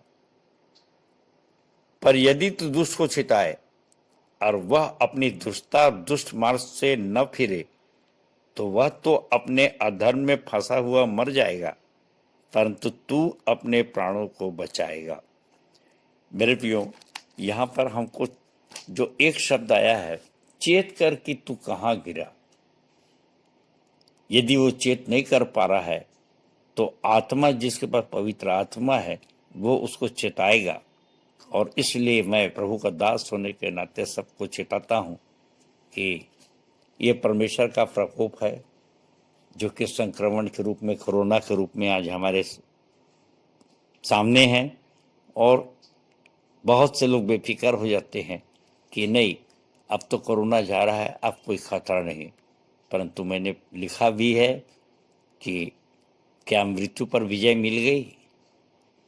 क्या और दूसरे कारणों से हमारी मृत्यु नहीं हो सकती? हमारे दिन गिने हुए हैं और हम लोगों को सचेत रहना और चेत करना बहुत बहुत बहुत जरूरी है। और इसलिए हमको तो दूसरों से निवेदन करना चाहिए। और मैंने पहले भी कहा है, मैं तो करता हूँ, जो आपको भी सिखाऊंगा कि भैया जब आप संदेश देने जाते हैं या कोई कार्य कर रहे हैं तो अपना मूल्यांकन अपने सीनियरों से जरूर करा लीजिए, पूछिए, और ये भी जानते रहिए कि किसके अंदर कौन सी आत्मा काम कर रही है, परखिए। और इसलिए समय समय पर बहुत से समय मैं कहता हूँ कि क्यों भैया मैं दूसरों को संदेश देता हूँ, मेरे लिए बताइए क्या मैंने अपने आप को जीवित पवित्र परमेश्वर को भावता हुआ बलिदान चढ़ाया है कि नहीं चढ़ाया? क्या मैं कोई प्रभु का दास हूँ या बहकाने वाला हूँ? क्योंकि बहुत से लोगों का यही कई किस्म के इल्जाम तो लगते रहते हैं प्रभु के दासों पर, यीशु मसीह पे लगते रहे, तो मुझे इस बात की चिंता नहीं, पर हमारे ही बीच के बहुत से लोग इन बातों को कहते रहते हैं और आपको आज समझना है। सो मेरे प्रियो, 7वें पद में इस प्रकार से लिखाया है, प्रकाशित वाक्य 2:7, जिसके कान हो वह सुन ले कि आत्मा कलीसियाओं से क्या कहता है। जो जय पाए मैं उसे उस जीवन के पेड़ में से जो परमेश्वर के स्वर्गलोक में है फल खाने को दूंगा। मेरे प्रियो, एक श्राप था और हमने देखा था उत्पत्ति 3:22 अगर देखें तो वहाँ पे 2 वृक्ष थे और उसकी चर्चा अक्सर अपन करते हैं, जहाँ एक फल था जीवन के वृक्ष का फल और दूसरा एक भले बुरे ज्ञान के वृक्ष का फल। और इसमें से बकायदा यहोवा परमेश्वर ने कहा कि इसने भले बुरे वृक्ष के फल को खा लिया और हम में से एक के समान हो गया है, और कहीं ऐसा न हो कि जीवन के पेड़ में से वो फल को खा ले और हमेशा जीवित रहे। परंतु कितने आनंद की बात है, कितना बड़ा पुरस्कार यहाँ पे परमेश्वर ने हमारे लिए निर्धारित किया है कि अगर इन बातों में हम चेत करें, मन फिराएं, पहला सब प्रेम करें। और मैं इस बात को भी कहता हूँ कि पहला जब आपने प्रेम किया था, आज तो इतने प्रमाण हो गए हैं कि अब आपका प्रेम तो दूना और तिगुना हो जाना चाहिए, आपका समर्पण हो जाना चाहिए। और एक बहुत अच्छी बड़ी बात है कि वचन की और हमारी कलीसिया की इतनी सफलता को देख करके मैं सोचता हूँ जैसे प्यासी हिरनी जल के लिए तड़पती है, वैसे लोगों को हम लोगों से ज्ञान प्राप्त करना चाहिए। परंतु ये क्या हो रहा है कि पहला सा प्रेम तूने छोड़ दिया, और आवश्यक है मन फिरा, चेत कर। यदि आप चेत करेंगे तो निश्चित रूप से जीवन के वृक्ष का फल खाने को परमेश्वर अवसर देगा। और इस प्रयास में, इस नए साल में और नए सप्ताह के पहले संदेश के साथ आप सब कोई जुड़ जाएं। परमेश्वर आप सबको आशीष दे। जय मसीह की, जय मसीह की और जय मसीह की। धन्यवाद। हम आराधना के अंत में हैं, एक गीत गाएंगे, अंतिम प्रार्थना, प्रभु की प्रार्थना और आशीष से आज की सभा समाप्त करेंगे।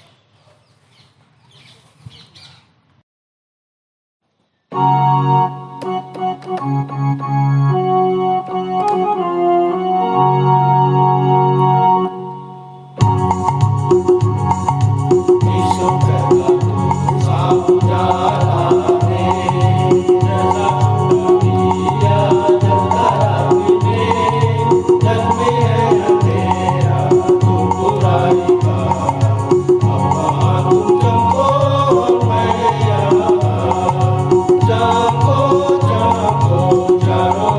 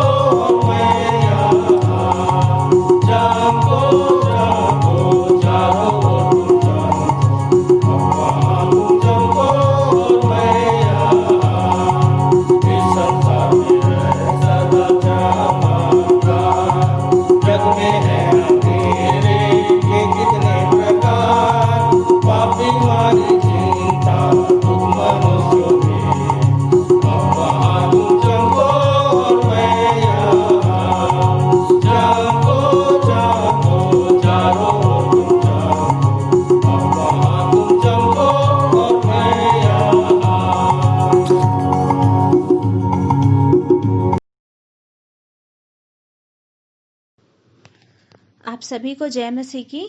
मैं श्रीमती मल्लिका ब्राउन भोपाल से हूँ और विश्वासी मंदिर लगातार आते हुए मुझे 13 वर्ष हो गए। विश्वासी मंदिर में मुझे बहुत ज़्यादा शांति का अनुभव हुआ कि वो शांति जो मैंने और कहीं नहीं देखी, यहाँ के लोगों में मुझे अद्भुत शांति नज़र आई और यही शांति और आनंद मुझे यहाँ पर खींच के ले आया।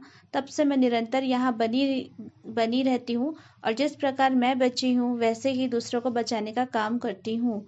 विश्वासी मंदिर के सब संचालकों को मैं धन्यवाद देती हूँ कि आज के उन्होंने फर्स्ट संडे को उन्होंने मुझे अंतिम प्रार्थना करने के लिए जो मुझे मौका दिया, इसके लिए मैं परमेश्वर का और सब बातों के लिए धन्यवाद देती हूँ। आइए हम हाथों को जोड़ें, आंखों को बंद करें और आज की आराधना के लिए परमेश्वर को धन्यवाद दें।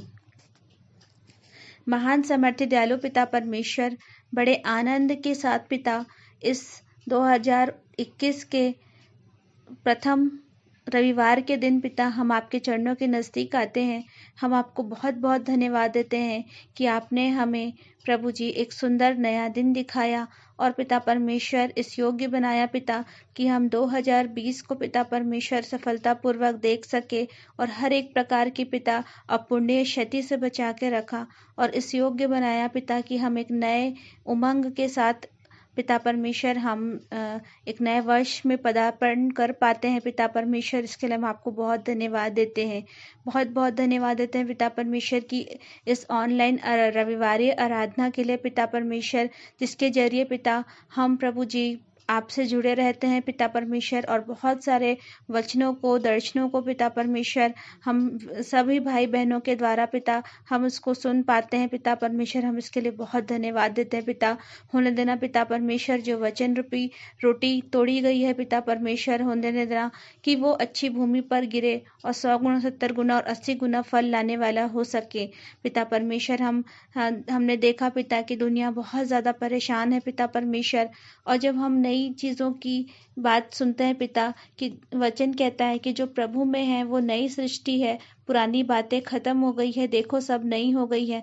होंदना पिता परमेश्वर कि हम खुद में पिता परमेश्वर एक नई सृष्टि बन सके पिता परमेश्वर और प्रभु जी बहुत सारी आत्माओं को पिता परमेश्वर अपने नए नए ज्ञान अनुभव के द्वारा पिता परमेश्वर उनके दुखों को मिटाकर प्रभु में आप में लाने की कोशिश कर सकें पिता परमेश्वर। हम प्रार्थना करते हैं प्रभु जी जिन भाई और बहनों के द्वारा पिता तेरा वचन दिया गया है पिता परमेश्वर, वो प्रभु जी हमारे हृदय के द्वार और कुदे कुदे को पिता परमेश्वर छेद करे पिता परमेश्वर और होने देना पिता कि हम इसे न केवल सुने परंतु उस पर चलने वाले हो सके पिता परमेश्वर। हम प्रार्थना करते हैं पिता परमेश्वर आपसे कि वचनों का बोला जाना पिता परमेश्वर और प्रभु जी ये सारी आराधना गीतों का गाया जाना, गवाहियों का दिया जाना पिता वो तुझे सुगंधित सुखदायक के रूप में पिता परमेश्वर तुझे ग्रहण योग्य होवे और होने देना पिता परमेश्वर कि हम प्रभु जी और भी ज़्यादा पिता परमेश्वर आत्मा और सच्चाई के साथ पिता परमेश्वर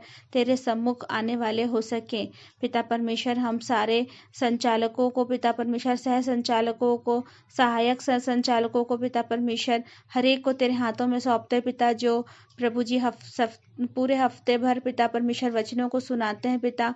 होने देना पिता परमेश्वर कि इनके द्वारा जो भी वचन जिन लोगों को भी बताया जाता है पिता परमेश्वर वे पिता परमेश्वर उसे न केवल प्रभु सुनने वाले हों परंतु उस पर चल सके पिता और प्रभु जी उनके मन बदले जाए पिता परमेश्वर और बहुत सारी पिता दुष्टता की और अंधकार की शक्तियों को पिता परमेश्वर वो रौंद सके पिता परमेश्वर और एक नए विश्वासी बनने वाले हो सके पिता परमेश्वर। हर एक जनों की अगुवाई करना पिता परमेश्वर, हर एक भाई बहन की अगुवाई करना।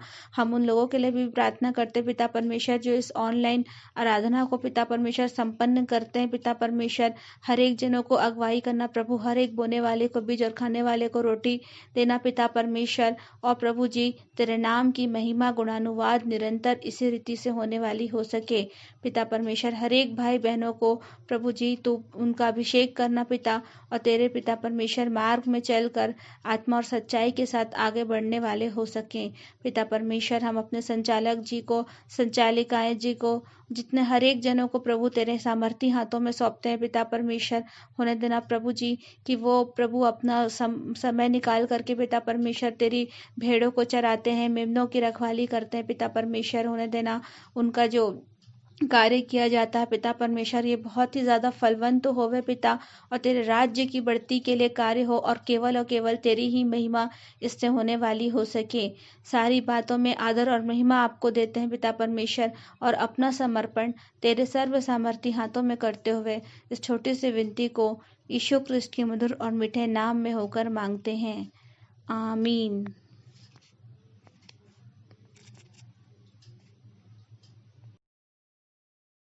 हे हमारे पिता, तू जो स्वर्ग में है, तेरा नाम पवित्र माना जाए, तेरा राज्य आए, तेरी इच्छा जैसे स्वर्ग में पूरी होती है, वैसे ही इस पृथ्वी पर भी पूरी हो। हमारे दिन भर की रोटी आज हमें दे, और जैसे हमने अपने अपराधियों को क्षमा किया है, वैसे ही तू भी हमारे अपराधों को क्षमा कर, और हमें परीक्षा में न डाल, परंतु बुराई से बचा, क्योंकि राज्य, पराक्रम और महिमा सदा तेरे ही हैं, आमीन। प्रभु परमेश्वर अपना मुख तुम्हारी ओर करे। प्रभु परमेश्वर अपने मुख का प्रकाश तुम पर चमकाए। और अब हमारे परमेश्वर पिता का प्रेम, प्रभु यीशु ख्रीस्त का अनुग्रह और पवित्र आत्मा की शांति और सहभागिता हम सब पर आज से लेकर सदा काल तक होती रहे, आमीन। सबको जय मसीह की।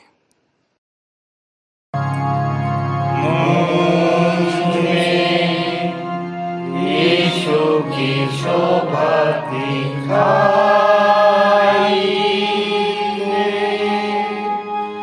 उसका अद्भुत प्यारा संगीत मारता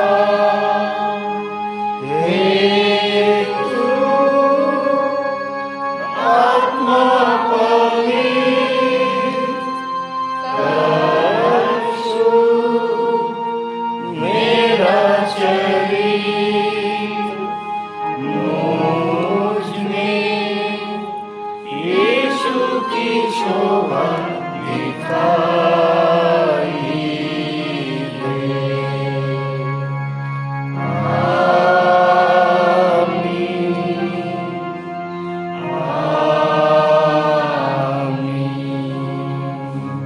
आप सबको जय मसीह की। जय मसीह की।